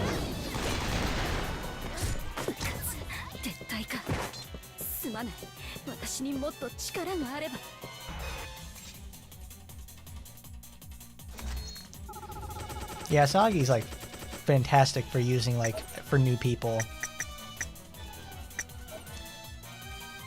I would say like for low investment characters, you have Rin, you have Asagi, Yukikaze, Aina. Aina actually does a lot of damage at low cost because all of her skills are so very strong, and Aina herself is like so very versatile. You can do just about anything with her. Hold on, let's look at we'll do a little clinic on the whole factor of low investment, high damage characters. Kablam! Oh, I love that. I love kicking those dogs so much. Yeah, it's like. Yeah, Sagi doing like 120,000 damage a hit like that is a 100% endgame. You won't see that anytime soon. In fact, in order to get something like that to happen, it takes a serious amount of investment. Like, I can do it, but the amount of investment it takes to get there in the first place is a lot. Alright, let's see. In terms of low investment, high output characters, we have Miss Asagi. She's really good at that. Kiara actually has Kiara's like main strength is in her skills, so she actually has a lot of potential for low investment and doing decent damage as well. Murasaki is another one of those. It's a low investment, high output because all of her skills are also so strong and she has armor. Astaroth is another one. Shizuru is not. Yukikaze is one of those as well because like you just use straight green and you'll be fine. In fact, about every color works with her. Let's see. Felicia, I could say she's another one. Like, I can clear just about anything with Felicia at 75, and because her skills are so versatile and so strong, you don't have to worry about like too high of investment. Like, I only have weapons that are like 1-5 and 2-5 with her, and I still kick ass. She's really good. Nagi's another low investment character you can come into and win. Aina's a really good example of this as well. You don't need a lot of investment with her. Let's see. Micah, no you do, because you need at least like two solid weapons with her, so I wouldn't say so. But she's really strong if you have like, she's a good like, if you've gotten like 3 or 4 characters under your belt and you've started acquiring resources, she's like, she's your lady right there. She's really good. Oboro, she needs a bit of investment. Sue's high investment. Shiranui is another low investment character due to how strong everything is on her. Like, she's like insanely good. I remember I think when I made everything that I considered S tier characters on my tier list video, that is like, they are low investment, high output characters. Like Shiranui, Murasaki, Asagi, sometimes Astaroth. Emily is there with it. Like, I can do anything with Emily, but that's also because I have a shitload of investment in this. But I also don't have her at 81, and she holds her own just fine. So there's like, what? 1, 2, 3... I won't say that. 4, 5, 6, 7. There's like 7 right there. Everybody else requires a sort of higher degree of investment, or like mid to end game level characters you buy. Oh, Rin, I forgot about her. Yeah, she's one of those low investment characters too, because she can win from the very beginning with SR weapons. There's a lot of characters that you can use effectively without having to break the bank. Like, I've never gotten Sakura to 81, yet she can clear all by herself, but you need good supporter investment behind you alongside with getting some like arena weapons or something. Like, she's a medium investment character to get online. Emily, I would say, is a medium investment character as well. Like, don't make this use. Don't make it a second investment. It's like, you're hoping Rinko was low investment. She has solid skills, but here's like the biggest conflict with Rinko is Kaden no Kata is her healing skill, and then she has Meteor. You have to pick one or the other in blue. She's not exactly like, you know, super low investment. You can do great things with her weapons. Like Leyline, this is like one of the best weapons she ever gets. And then her arena, all you need is Leyline and her arena weapon. That's it. Everything else is extra. Like, this is the thing I would use, like, before I got my Shosu. This is it. This is all I ever use is Leyline, because it deals more damage to demons, and you see demons all the time in this. I don't have her arena weapon because I had, like, 2 SR weapons at one point. No, I had this. I had Innocencia Blue, which I used for a long time as well. Like, it's just good.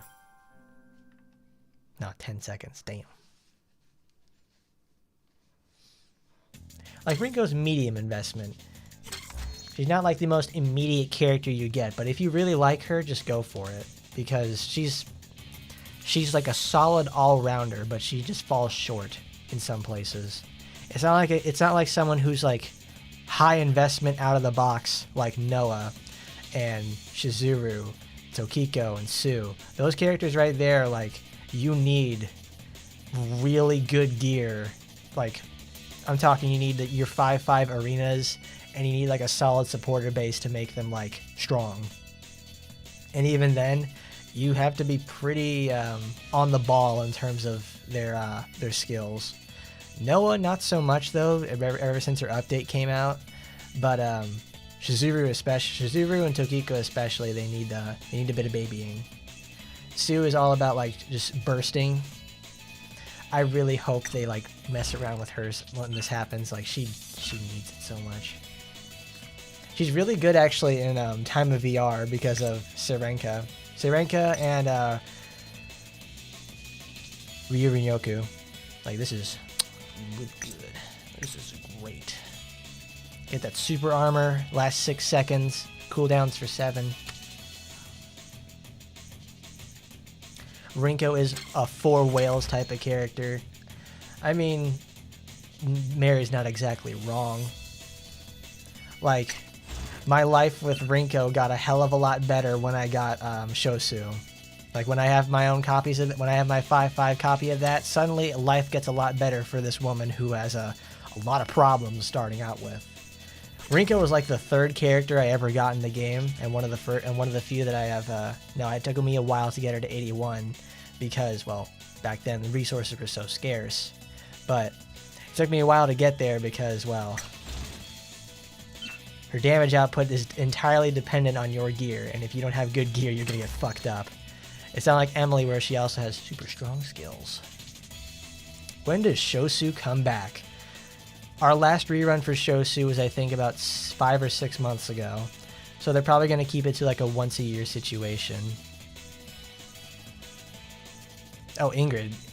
I wouldn't say Ingrid is a low investment character because you need an SR weapon, which means you need to draw the gacha a lot. It may be an SR weapon, but it's also, you have to use precious resources. And even then, you can just use like her arena weapon. Like, all I ever use is just these 2, and that's it. You can play her for cheap, but it's like, it depends on your luck on getting a good getting 5 copies of Blue Lightsaber. which are entirely gacha dependent. They give us a lot of those SR tickets, so hey, maybe it's a good idea to actually use those for once. You do need to know what you're doing with Rinko to get the most out of her. That's true. Like whenever you see those like really high damage Rinko builds and show them like being really aggressive, you have to do a little bit of thinking about that. You can't jump in with Rinko. She's not about jumping in. She's I'll say it. If you've ever played Devil May Cry before, Virgil has his concentration meter, and when you fuck up and get hurt, it decreases like drastically. It drops off the face of the earth. So you know what you need to do when you play Rinko? You need to concentrate and watch your enemies so you don't get smacked around and she gets hurt. It's like one of the most important things to learn when you play characters who need more investment. They require a bit more thought.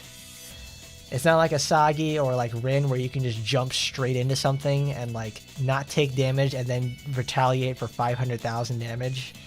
Yeah, you can't do that. You can't do that with characters like her.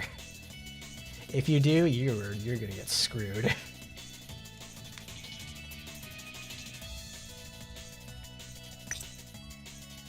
%. That is such a sad supporter.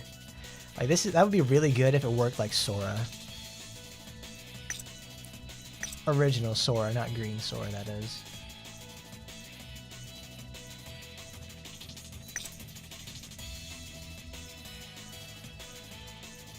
I want them to rerun the Noah supporter again because it's really, really good. I miss it.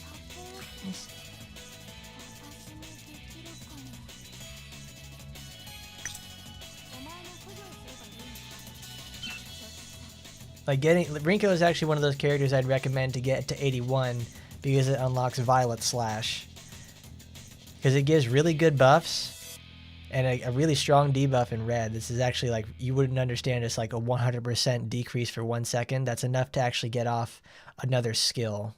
Let's check out, no, we keep Wind Slice because there's no reason to never run Wind Slice. Where is the shift? He was talking about that. Yeah, we'll use the shift in blue because that has damage problems. It would be wise for Gremory to, you know, keep Rinko's gear coming around a lot more often, but they just don't do it.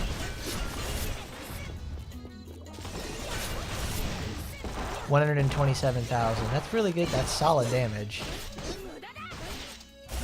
I wonder how that looks when I go with green.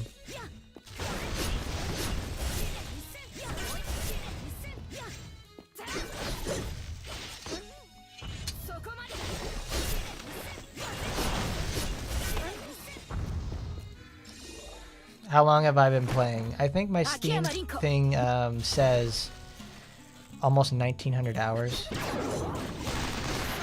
I legitimately like playing the game, so it helps. Like it helps. How much is it done in the wallet though? I don't know. I don't count it. If I counted it, I would probably stop playing the game. And obviously they don't want that. They don't want me to stop playing the game.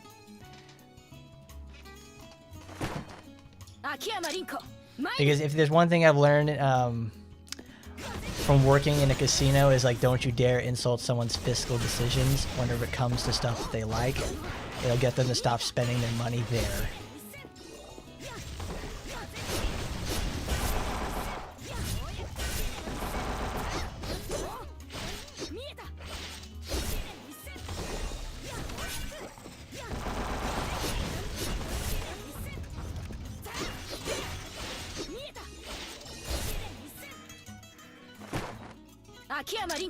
Maidu.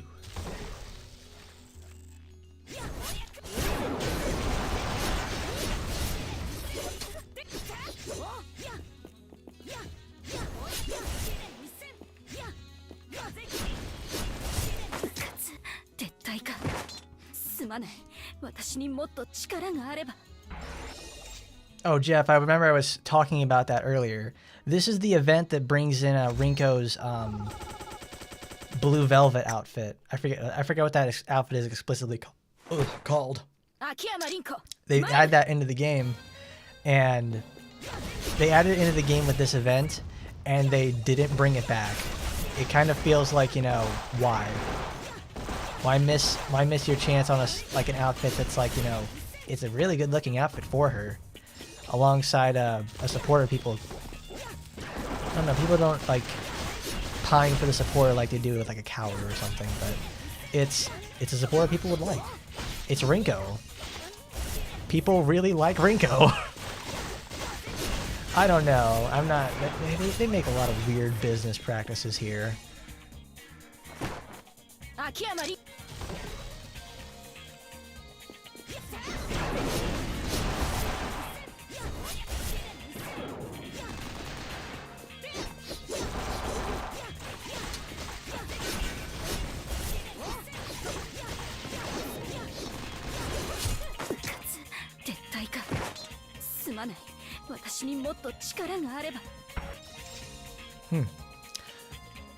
What is it called? What is that skill called? The flash? No, the shift. The shift actually does a hell of a lot more damage now. Let's see what it looks like when it gets juiced up.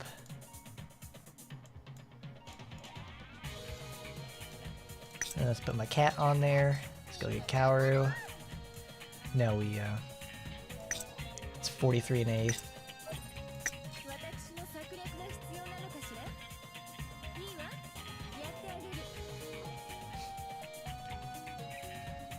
Ingrid, on the other hand, is the sexiest black beauty in the game. But the other black beauty that you guessed the corn is Mirabelle. Yes, that's right. Mirabelle is over here.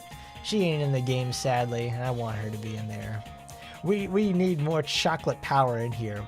We need more machines, and we need more dark-skinned ladies. Let's see. She doesn't have a bunny costume? I don't think she does. Yeah, she doesn't. This is like the saddest costume in the world, because they've only ever... This 2020-10. That means this is when the game released, I think, in English. And it's so sad that you can't get it yourself anymore.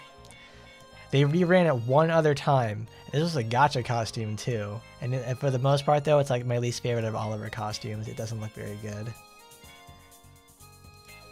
Got Holiday Hunter though. It's a good costume. Some of them I don't have. It's like but I have like the rest of Rinko's limited stuff because it's so good.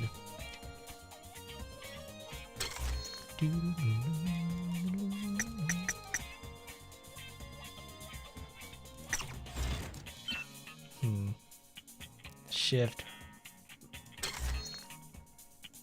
Yeah, you put on that's what you do as Rinko.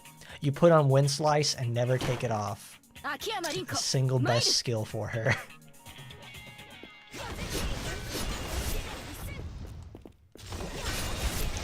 $368,000.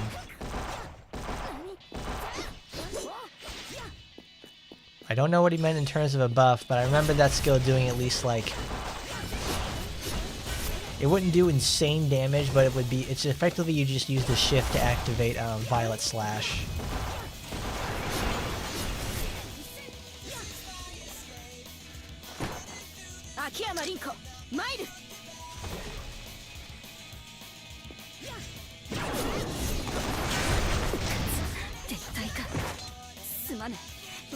Yeah, everybody who gets Rinko to 81, you just get Violet Slash, you get Wind Slice. Because a lot of Rinko's skills also have a shitload of recovery when you use them. So you use Violet Slash to get out of everything. There's literally no reason not to use Violet Slash. It's like the best finisher in the game.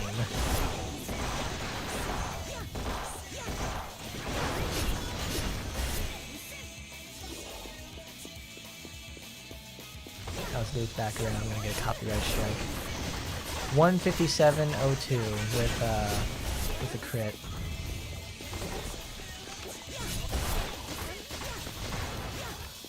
Oh no, that was the Violet Slash proc.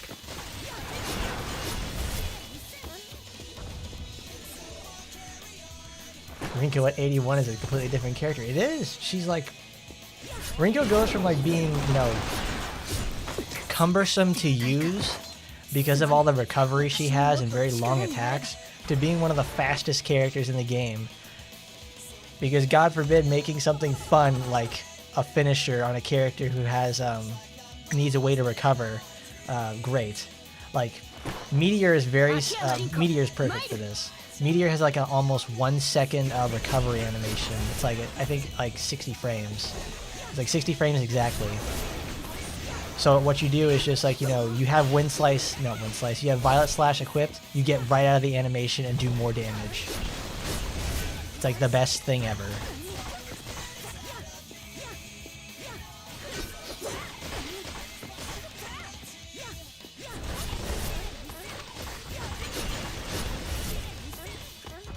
Use it then. Let's go use her without Shosu and see what it's like.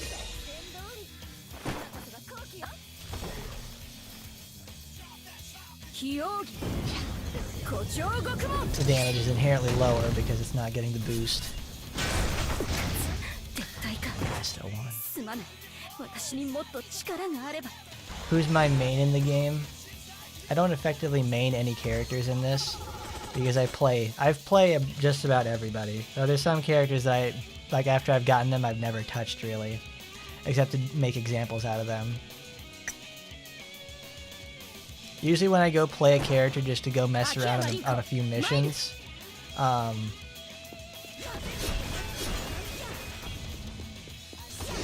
the characters I typically like to mess around with are,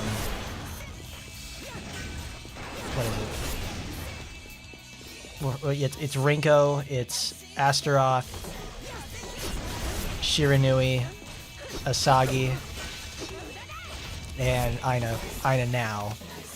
And Sora, because all those characters have like a shitload of stuff going on inside them. It's like really, really good.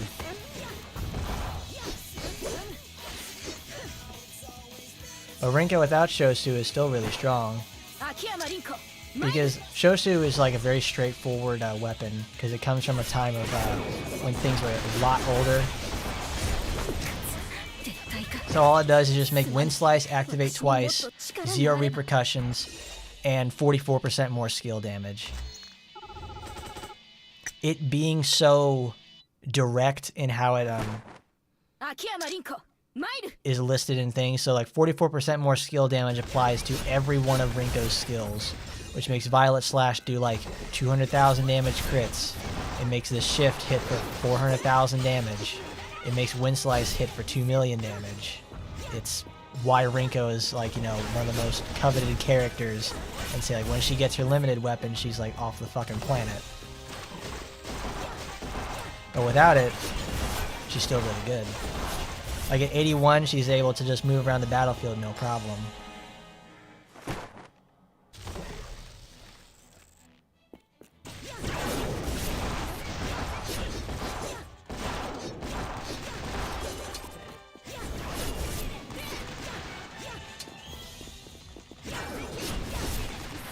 Ooh, I got frame drop of all things in this.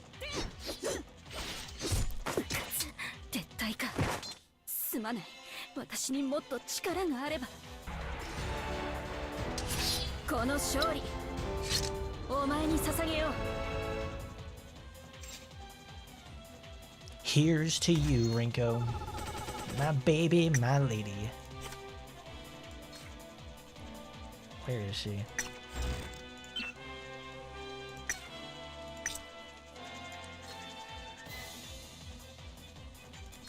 Do I have Kieran? I think I do. Yeah, I have a 2-5 Kieran, and even then it's just like okay.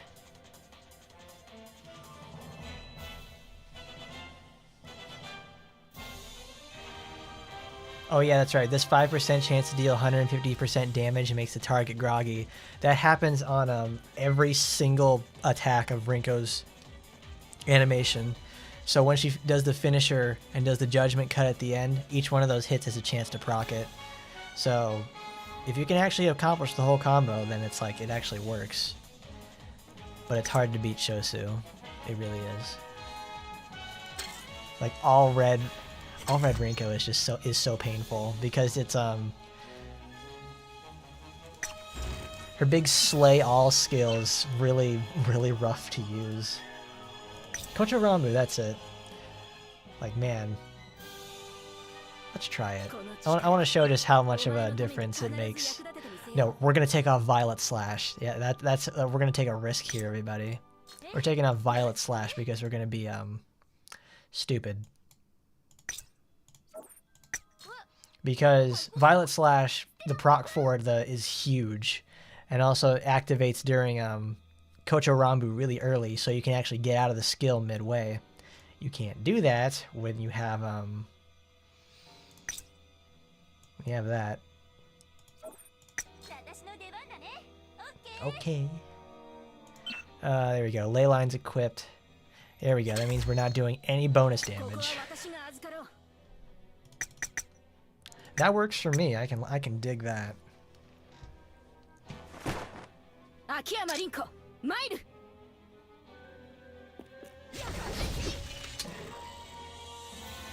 I didn't take off Violet Slash.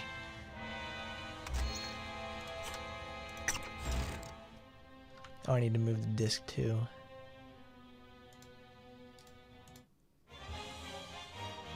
There we go. No Violet Slash. Yeah, we're gonna just show this. We keep talking about how good Violet Slash is. So let's show what Rinko without Violet Slash is like, aka getting her to 75. It's really shitty. So I'll tell you that much.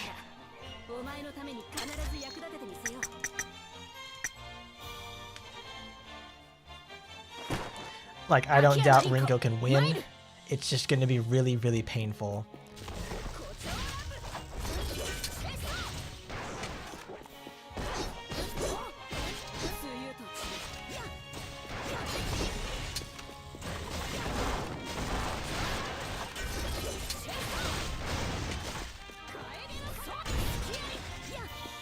God, she can't get out of the animation. It sucks so much.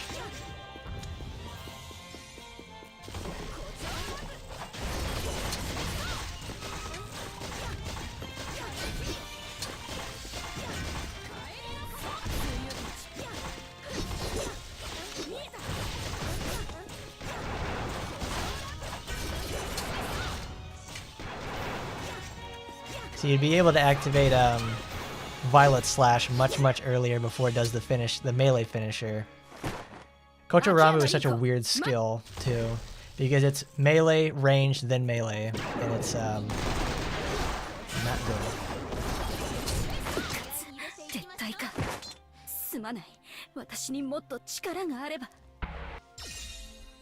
I kind of wish this would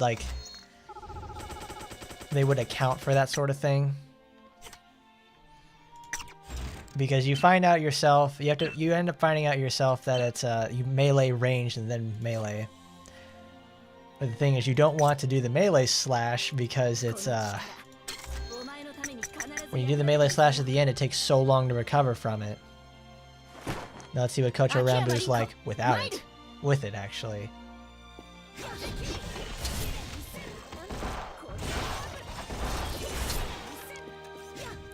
See, she does the proc comes up right after the wind blow comes up.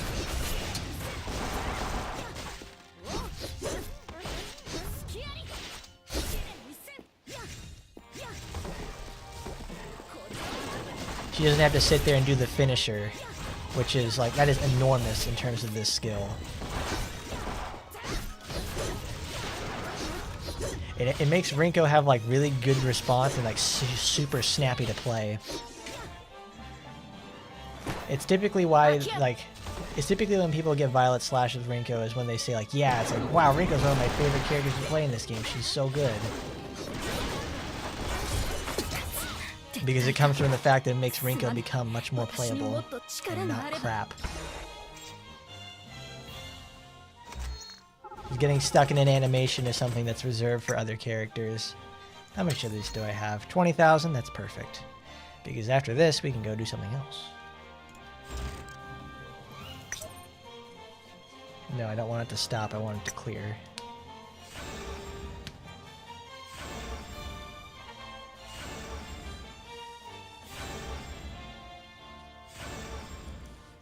Ugh. Alright, I'm gonna go to the bathroom real quick while that finishes up.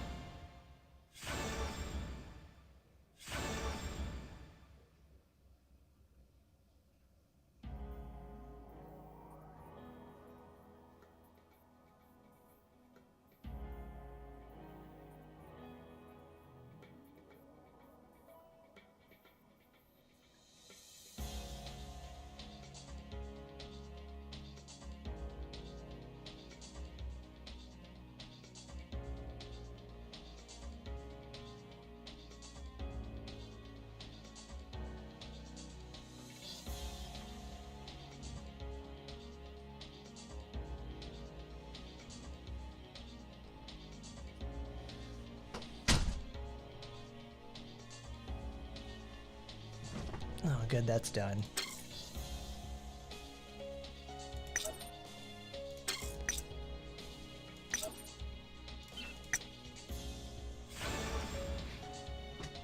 I can really appreciate what they've done with this and actually included a quality of life feature like automatic box opening. It still can't beat Grand Blue Fantasy's clear the entire box all at once system. Like, I don't think there's very many games in the first place that have the ability to clear out the entire box all at once. Because if you got, like, I think its events, it's 2,112 tickets to clear the entire box of all of its contents. So you would farm 20,000 coins and clear out the necessary boxes needed to get the event benefits.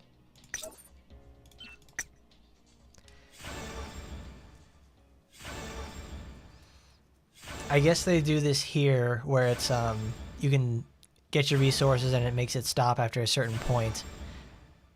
But even then, if you do like a stop, if you do a stopping motion, like I'd say when it gets like the classic situation of, oh, we're at box 8 and it takes me 190 pulls to get the UR weapon or the supporter or anything like that. That's always the worst part. So you end up having to farm. You have to preemptively farm like 12,000, which some people just aren't fans of doing. For me, it's the resource benefit of getting all this stuff out of here, out of every box. It's worth it, like 100%, because it goes directly into intimacy boxes. Those friendship points need to get maxed out somehow, and you don't do it by not playing. That's for sure.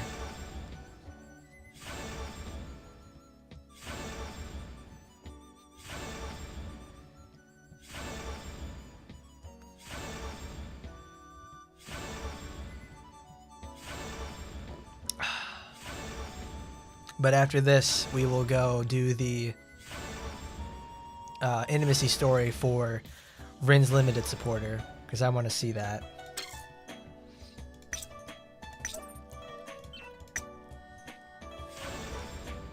Because I was thinking about doing like the event story, but it's like, this is a rerun. We've already seen this.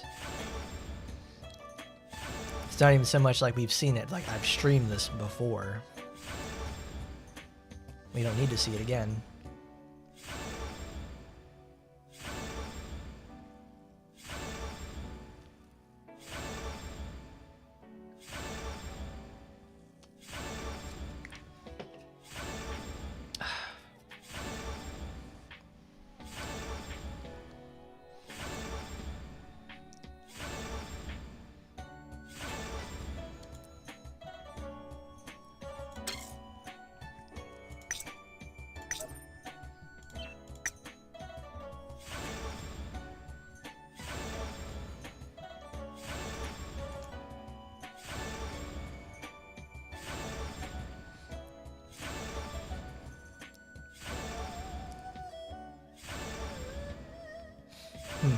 But another character I rarely ever talk about is a character I rarely ever seen talked about is Kuranai. People do talk about Shiranui. They obviously talk about Emily too, because they're both very powerful characters. But Kuranai is actually a character who's like specifically just left in the dust. I never really hear anything about her anymore. I don't see a lot of people just straight up using her. There are the people that actually do use Kuranai. It's like they're just diehard fans of her in the first place. But when she was released, she was considered one of the most busted characters in the game.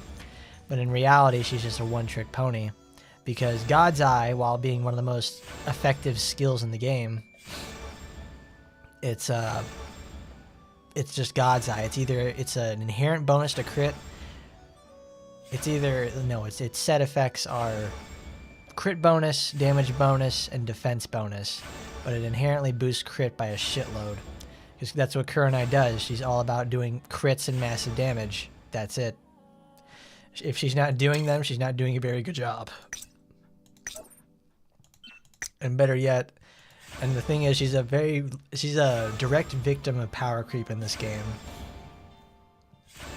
Like, her strength is still there with all of her skills, and she has some of the best, she has, like, one of the best attack strings in the game, but it's like, if you're not using Arena, then she kind of falls off with it. I think she's a Demon Protect type character, so she gets access to, like, 2 of the most varied buff pools in the game. But I guess like Kuranai's fans are like more conservative about her.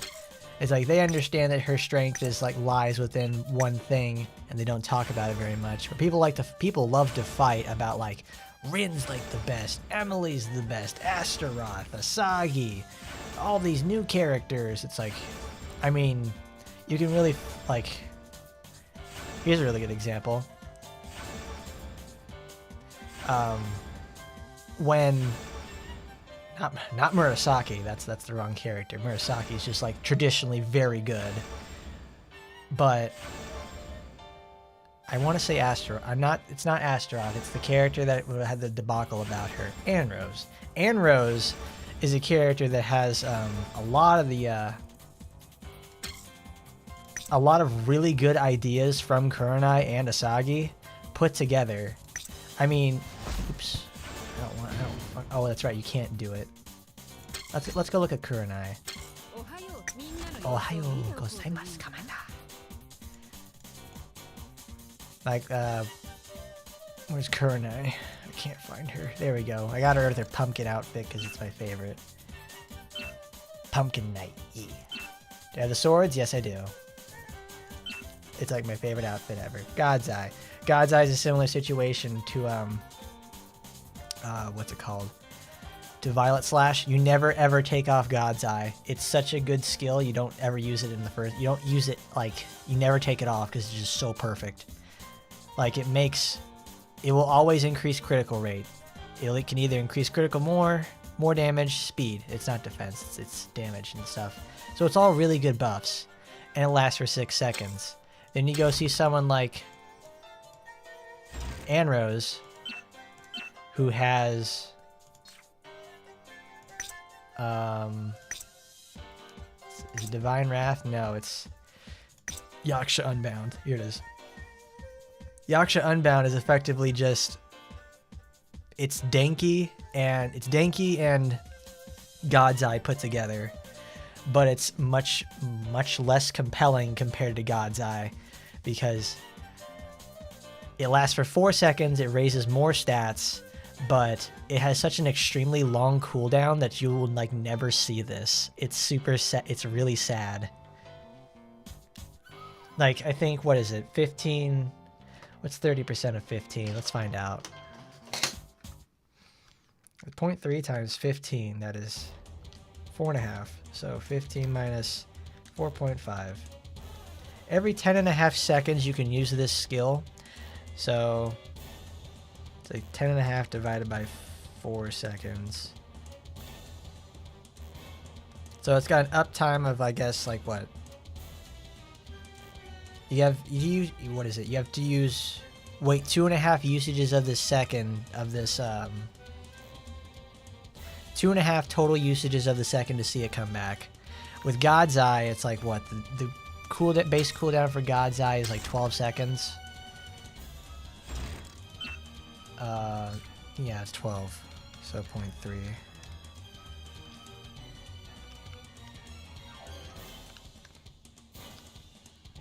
0.3. .4 seconds on God's Eye to come back, and it lasts for 6 seconds. So it's got much higher uptime. Yeah, let's talk. Before we go to like the intimacy supporter, it's like, like there you go. Jiga gets the best. Everybody recommends Kuranai to new players, but they don't talk about her outside of that. They mostly recommend her because she's got Gale Slash. It's a very, very good healing skill. Not Kametachi, it's Deflecting Wind. Deflecting Wind does really good damage in like her best color ever, which is green. She has like a really solid colors all around. Then she gets like Stormfang. Stormfang's really fucking cool though. That's a fun skill to use. That's a fun skill to use when you do like a particle charge build with Kuranai. It's like, man, because this hits so many times, and then you have like you have it in red. You just make even more particles like all the time. Like I got the snake weapons for her last time to make this to do specifically a particle charge build, and all you do is just keep throwing the Stormfang and Gale Slash. You use Stormfang to activate Gale Slash, and then you do it's like Kamatachi or Deflecting Wind or effectively anything really just to get off Gale Slash and keep doing this. This cooldown for like, it's 7 seconds to throw another tornado, and this tornado lasts for like 4 seconds. So you can just fill the entire field with it and make her gain particles out the ass. It's great. One of my favorite particle charge builds ever. The black dress she has in RPGX. I wish we got that here. I wish Kuranai got more love in this game, because everybody forgets about her. And honestly, I do too. Sometimes I forget about her and I bring her out and I remember like, man, when I made your video about you, it's like, you know, that was over a year ago. And you're still like the same character. You're still very good. And Rose's video is going to be really interesting. I'll say that much.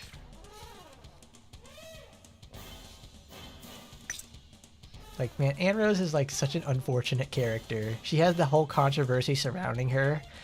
And it's like, you know, it would be one thing if like, I guess it really kind of softens the blow of the situation, because if Anne Rose was like Rin good, it would be like the death knell of this game.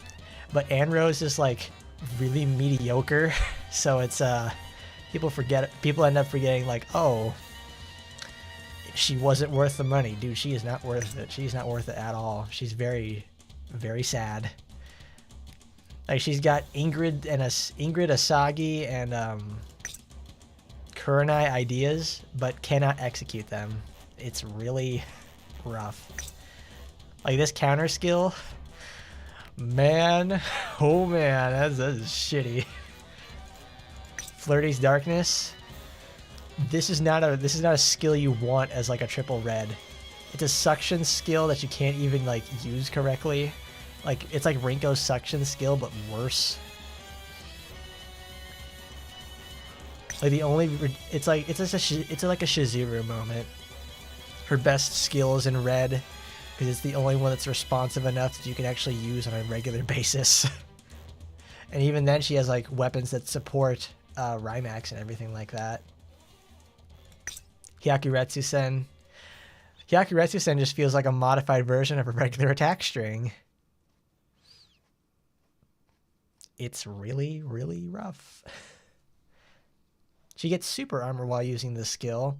I don't know, does getting super armor consider to you to be the same aspect of defense increase? Because Asagi's version of this skill, well, you just use the skill and she automatically takes less damage. It lets you actually man fight a lot of enemies with it. It's really good. That's a nerd shit right there. That's boring. Let's go and see where... Let's go see our favorite character over here, Miss Uehara Rin. There she is. Let's go read it. Let's go read a story to you guys.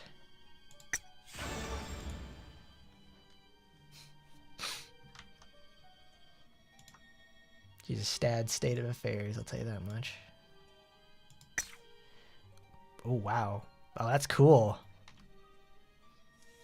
He was right when they said they were clones. Let's find out.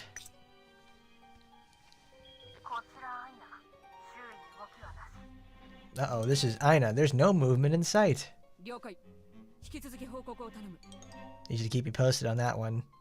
At a port in Senzaki, a mercenary and a Taimanin were communicating wirelessly, covertly observing. The mercenary is Aina Winchester and the Taimanin is Uehara Rin. They were here to search out a hideout for the Kageomi. Oh, I thought that was going to say like some Korean name. The Kageomi gang, who were former members of the Momochi clan, but had now fallen out and become radical terrorists, and to check out what was going on there. It was Rin who was leading the mission in the first place, and Aina was just hired as a mercenary. Paid me money, didn't you?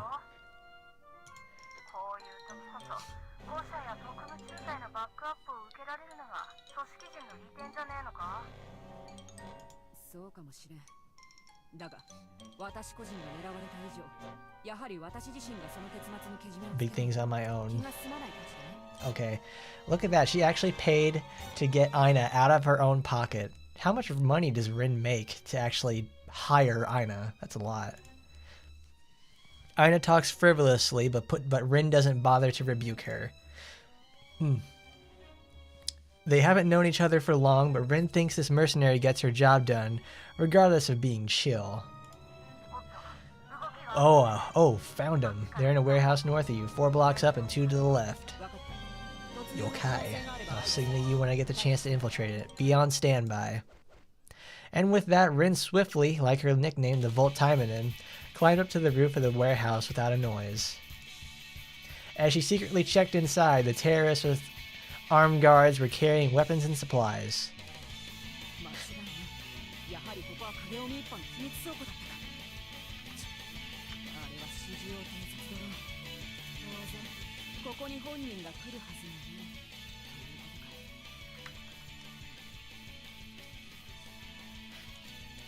Rin clicked her tongue as she found the drone hovering inside the warehouse, as if instructing the members.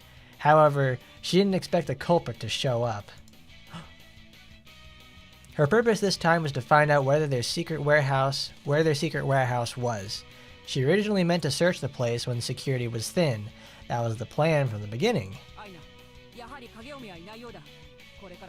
Kagomi, okay.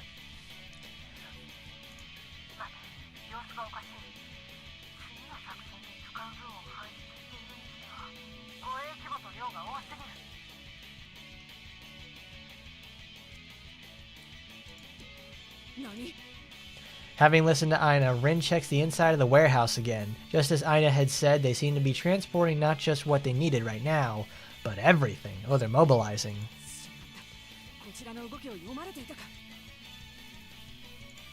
Rin contemplates if she should call Aina to infiltrate the warehouse or not, but there were too many guards. She then thinks it's a better idea to call Gosha for backup while she puts them on hold. Wow. I can't believe it. She's actually being an adult and planning ahead and calling for backup on this sort of situation, not going in guns blazing. She's so responsible. Suddenly, she felt like the air shook. Gasp. Scratching sound. The sense that Rin honed as a Taimanin for a long time made her pull a ninja sword out and defend herself. And another ninja sword came down on her with the intention to behead her, but they clashed with each other and sparks flew. Pushed back by the momentum of the assailant, Rin rolled back to keep her distance. Destroy? Rin firmly grasped her ninja sword and confronted the assailant. The assailant sounded like a woman, but a visor was hiding her face and identity. But for some reason, Rin felt like she'd met her before. It's this trope, okay. The enemy was covered in an enhanced suit, with 2 ninja swords in each hand. She's probably a Taimanin. Did she become a rogue ninja with Momochi, then turn to join Kagaomi? Muscle for hire? Are you muscle for hire or are you just dumb luck?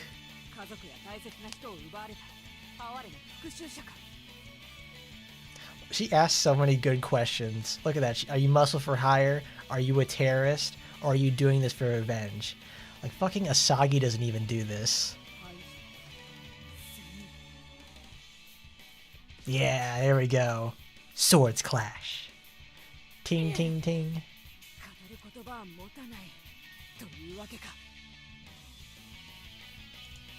The assailant ignores Rin's question and rushes to her again.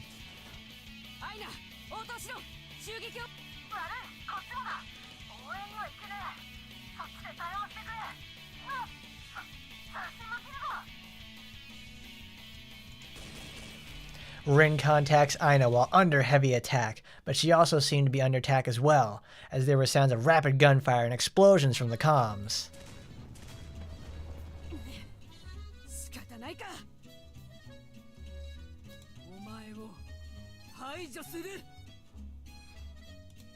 Rin knew from the first attack that the enemy was no ordinary being, but as the fight went on, the more that she felt that they were equal in skills. これほどのタイマニンが在野に眠っていた。一戦級の腕前ではないか。Rin is slightly better than her enemy, to be precise, but the assistance of the enhanced suit was making up for the skill gap. In other words, that was the only difference between the two of them.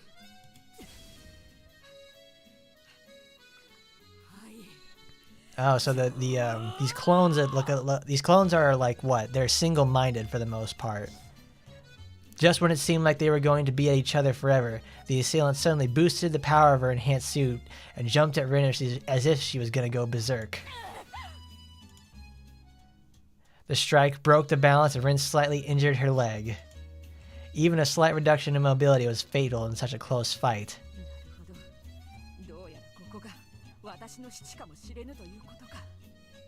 Wow, she's like, oh my god, I'm bested in this. But this actually allows Rin to acknowledge that her opponent could be better than her and prepare to die. You need a D there, Grammary. You need a D for this pair of Ds right here. Am I right? Am I right? She doesn't have any assistance like the enhanced suit, so she prepares to unleash an attack so powerful, but so obvious that it would cost a part of her body.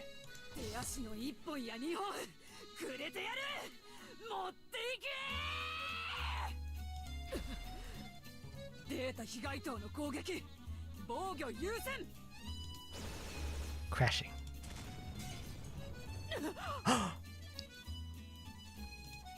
After a brief exchange of attack and defense, Rin's eyes opened wide with astonishment. Firstly, she was surprised that the opponent made the mistake of breaking her visor, even though she took a defensive stance, which was unlike her, from the offensive display of skill that she had been showing. And secondly, the face that she saw beneath the visor was someone who looked similar, no, exactly like herself.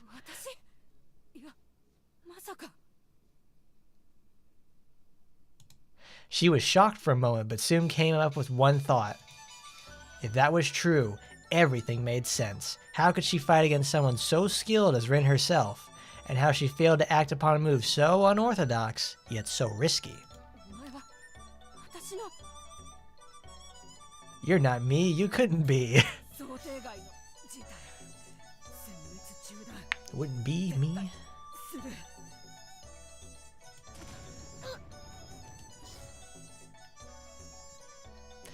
As Rin tried to check the inside of the visor, the flashbang and the smoke grenade burst out from the suit and blinded her. Oh, that wasn't funny. Rin quickly swung her sword to clear the smoke, but the assailant had already disappeared. Kabang. When she was about to run in the direction she felt the assailant escape, a bullet from nowhere landed near her feet. Rin swiftly took cover and looked around, but a sniper had her in their sights from so far away that she couldn't even feel their presence, so she didn't even dare move.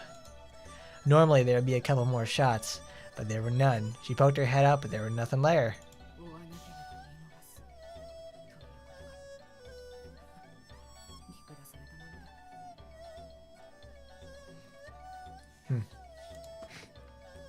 Feeling defeated for the first time in a long time, she threw herself onto the roof. It's Aina, yeah! Are you okay? Oh no, I just got hurt in the leg. I fought myself.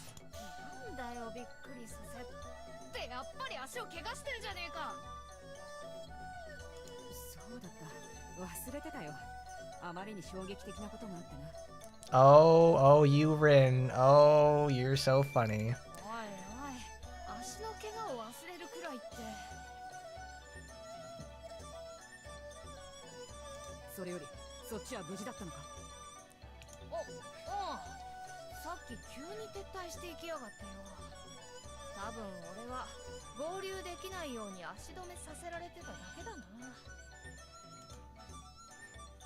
After treating the injury on her leg while hearing the report from Aina, Rin went down to the empty warehouse. They already took everything useful, and anything they couldn't take with them was destroyed and smashed into pieces. But still, there were a few supplies scattered around. Perhaps they were in a hurry, and they couldn't destroy everything. Rin picked up a visor among the leftover packages, which was the same as the assailants, and stared at it long and hard.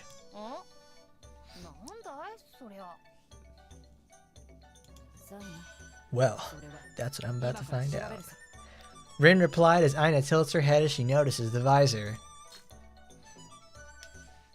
Oh, there we go. We've got a hook.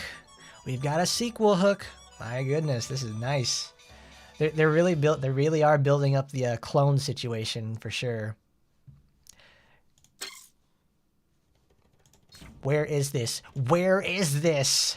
Where's the fucking clone Asagi one? Come on. Come on. Oh. Let's see, we have clone Rin, clone Asagi. We've got clone Yukikaze all the way up there. This is neat. Now we actually have you know, it's one thing to have like a big bad evil threat like Momochi, Astaroth, the Demon King, and Black, but it's actually like something that's on equal footing as them, like fighting copies of themselves like this from a different timeline or just like created from their genes. It's like yeah, let's do this. That's a fun trope. Get my ass invested in that one. That's good stuff. Hey there, Eurocorpse. Oh, we just went over the supporter intimacy event because it's been making waves and I needed to check it out myself since I have it. It's really cool. I'm honestly surprised because it's like, wow. It now proves that the what is it? The clones themselves now are actually capable enough to take on people now. Ooh, that's right, she died. Whoops. We'll mess around on step 10.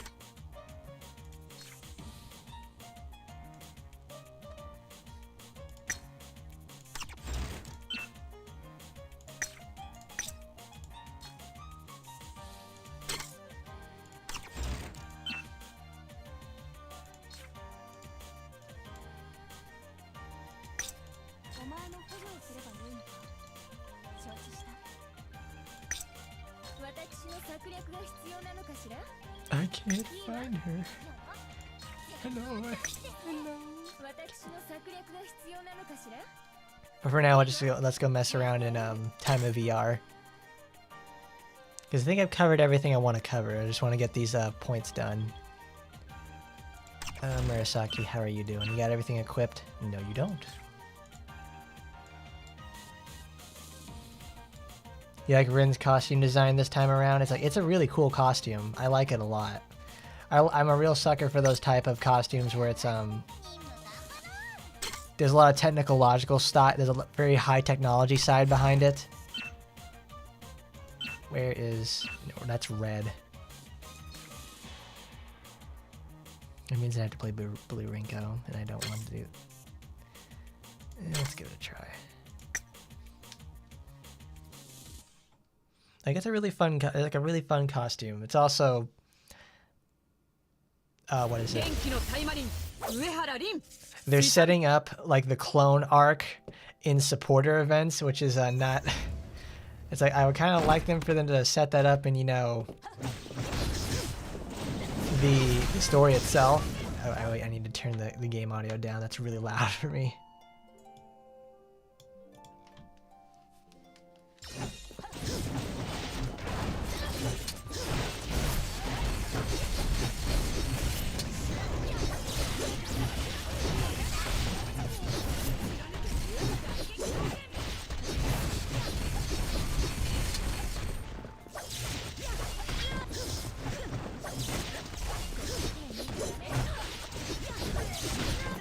Oh, you gotta be kidding me, man.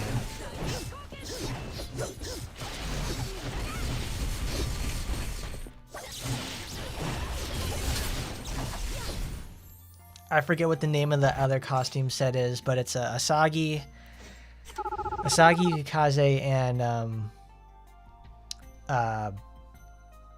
Sakura have that. Let me check what it's called. Where are you, Hyde? There you are. It's this. This set right here is like one of my favorites in the game because it's really good. It's actually futuristic looking clothes, and it's really cool looking. All three, yes, all these right here, these are great. I'm sad that only 3 characters have it because it's a really good look. That's human damage. Ooh, we can put you in here because I know she's gonna live forever. I don't have to worry about her. That's my favorite part. Now I can't find her. Where is she?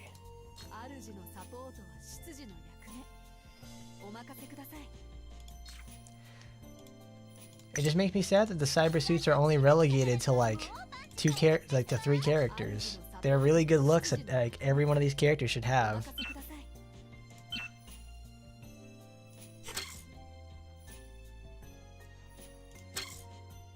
Rinko, you can't stay.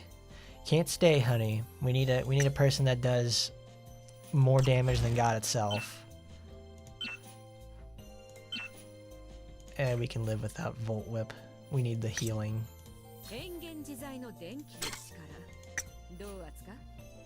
Saika should have her stealth suit included in that set. She should. Because like this suit right here for Rin, it feels like it would fit into that category, you know, like of the cyber suits. Like, and the thing is, it's like the cyber suits aren't exactly like a new thing either. They're from the very first day of the game. But they're still one of my favorite costumes because they look so good.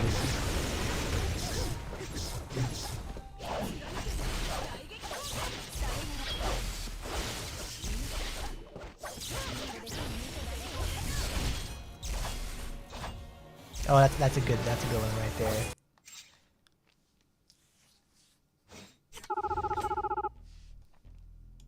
Why is that one so loud?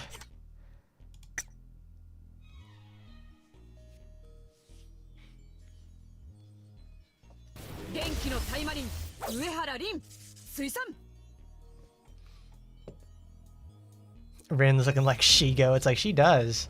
At least with this kind of color scheme.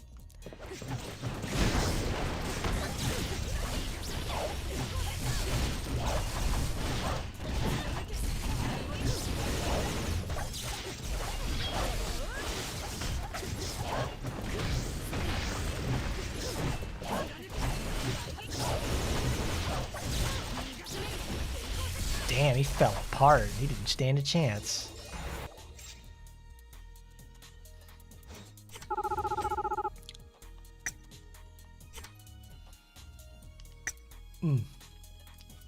See, that's something we never get to talk about for the most part is like Rin's hairstyle. Because she always has like, she has a ponytail that gets put up for the most part in most of her costumes. But this time, she actually has like just a little hair down situation. I don't think, is there any art that actually exists of her having her hair completely down? If there is, I have yet to see it.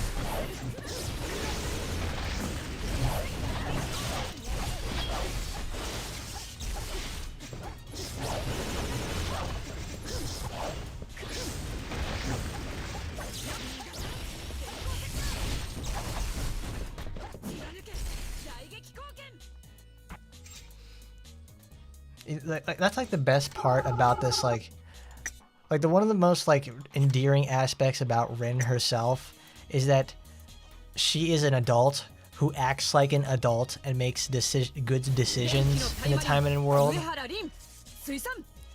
Like most of the time we have, you know, I think the only person who would ever come close to that is like Asagi herself. Like Asagi does like, you know, make poor judgment calls, we understand why, but it's like I feel like for the most part, like the adults, well, Shiranui is just like, you know, she has a carefree attitude but can get serious as well, but she doesn't actually make good decisions the same way as like Rin would.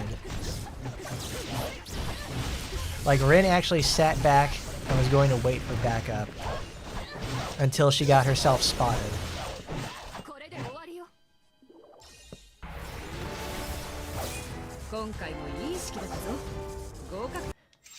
Usually the characters we see that make, like, you know, have horrible situations happen to them, it's usually the younger, more rash characters like Yukikaze or Sakura or anything, like the really young child characters. They make really awful decisions and put themselves in a bad situation. I mean, it's typically, like, you know, typical of the Taimanin effect right there.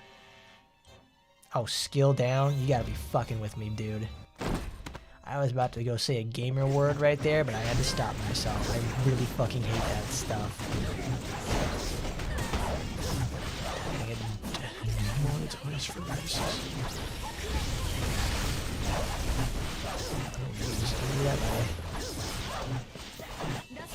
Yeah, I'm gonna leave them. I'm gonna leave it alone. See how much damage they do by themselves.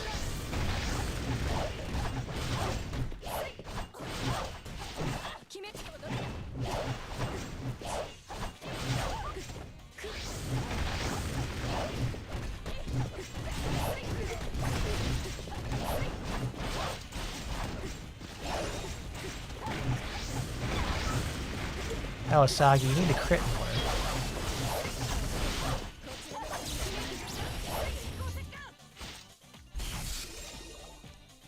But it just feels good every once in a while to see, like, the adults make a level-headed decision and they actually act like they know what they're doing. Because, you know, we spend what? Let's see. Taimanin Asagi 1, 2, 3, 0, and that stuff. Yeah, they spend a lot of times getting put in compromising situations and make bad decisions. It's kind of refreshing to see someone make a good decision for once.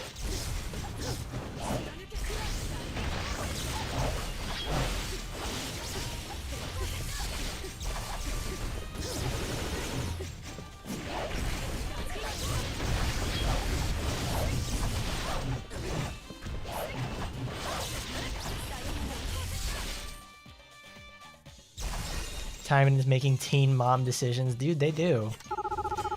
Like, if you ever actually play, like, Taimanin Asagi 0, it is, like, it is just teen mom decisions, the games. It is teen mom decisions, the game. Because you get to see a much more reckless, younger Asagi, and she's dumb as a fucking brick.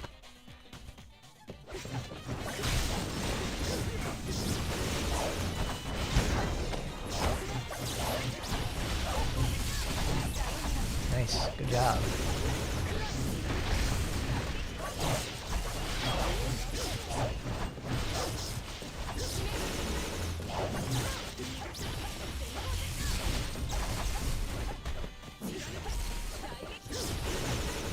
Ooh, that's a good set of crits right there. Yeah, the OVAs are really nice, but it's like, it makes them really dumb. It's like, I don't know. The long-time meme about the series is that many of the decisions of the games can be, many of the bad endings can be attributed to being reckless and Sakura's naivete.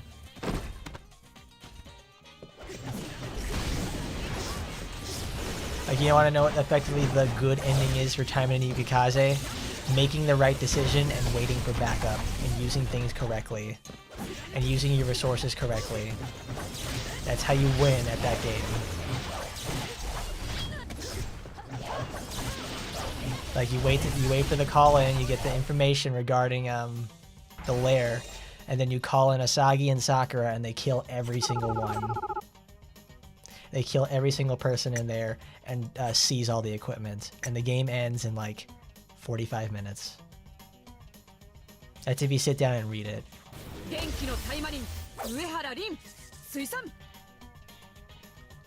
And if you don't make that decision, the game proceeds. Taimanin and Yukikaze 2 proceeds as normally.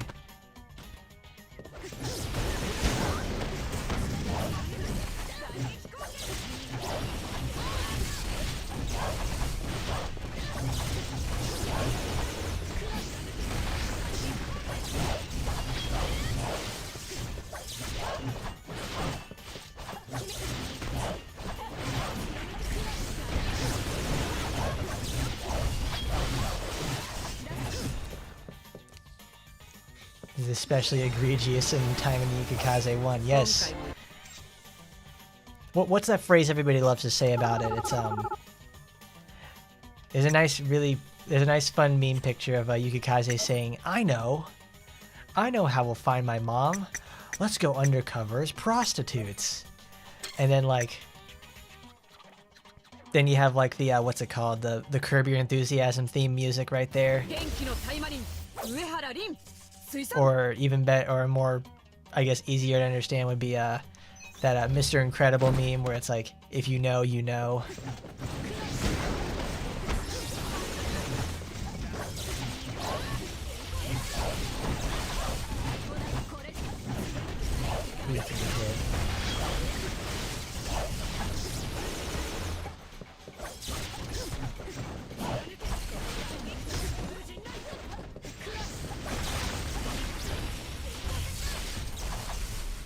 And Rose is just the dude's fault for the most part. It's like, for the most part in these like bad ending situations, it's like it's your decision as a player to get a bad ending in these games. It's mostly your part of being like way too passive on these ideas. But I mean, also these games aren't inherently that long, so all you have to do is just like hold control down, like make a decision tree for the most part. You make one of those at the beginning of the game. Remember which A and B path you need to take, and then do it again. It takes, I think, a total of 5 minutes to hold down control through all of the scenes, and then unlock all the endings.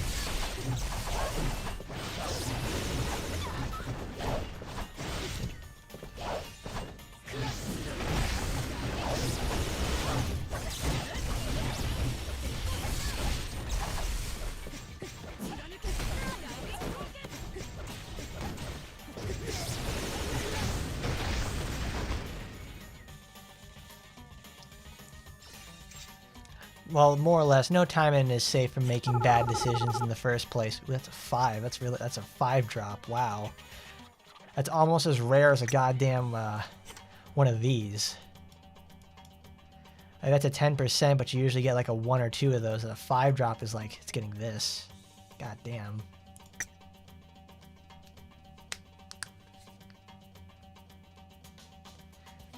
You know, I was looking over at the Taimanin VR listings to see like, oh man, who beat this stage the fastest?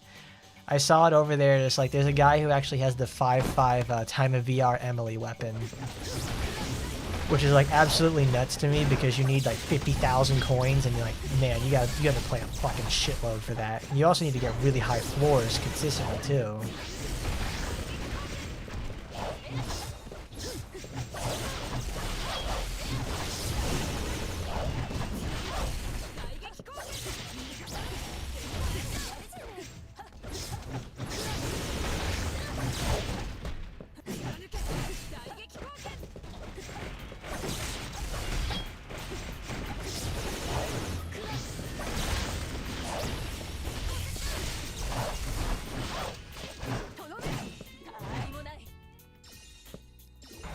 This is also typically why I like bringing Murasaki to this place, because she's just so good at like crowd control. Even though the speed down doesn't affect the robots, the defense down does.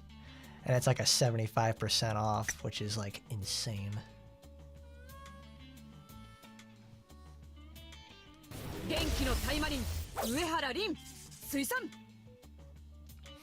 I do enjoy how they actually just like people complain about the difficulty of these situations in Taimanin VR. So, you know, they went and did like probably the best thing they could have done besides just nerfing the bosses again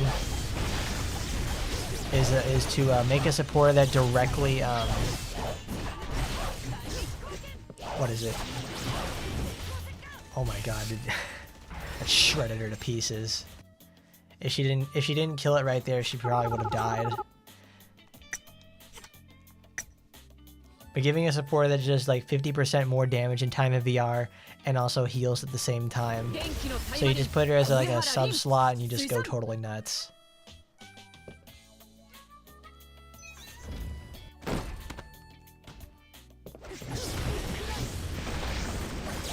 You know, I think I've done that every single time where I just jump straight in and whack the crap out of them, and I get interrupted in the skill.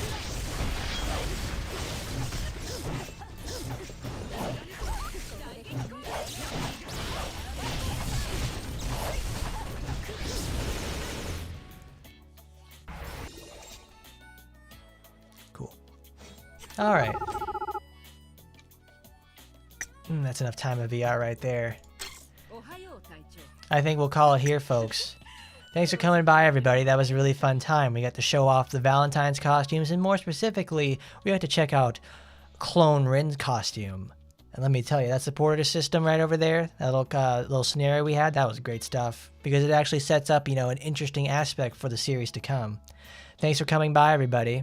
And hopefully see you next time on whatever stream we're going to have. And as always, thank you, everybody. Don't forget to like, comment, rate, favorite, and subscribe. Thanks, Oscar. Thanks for the ass kicking we totally deserved. Good night, everybody, and I'll see you next time. See ya!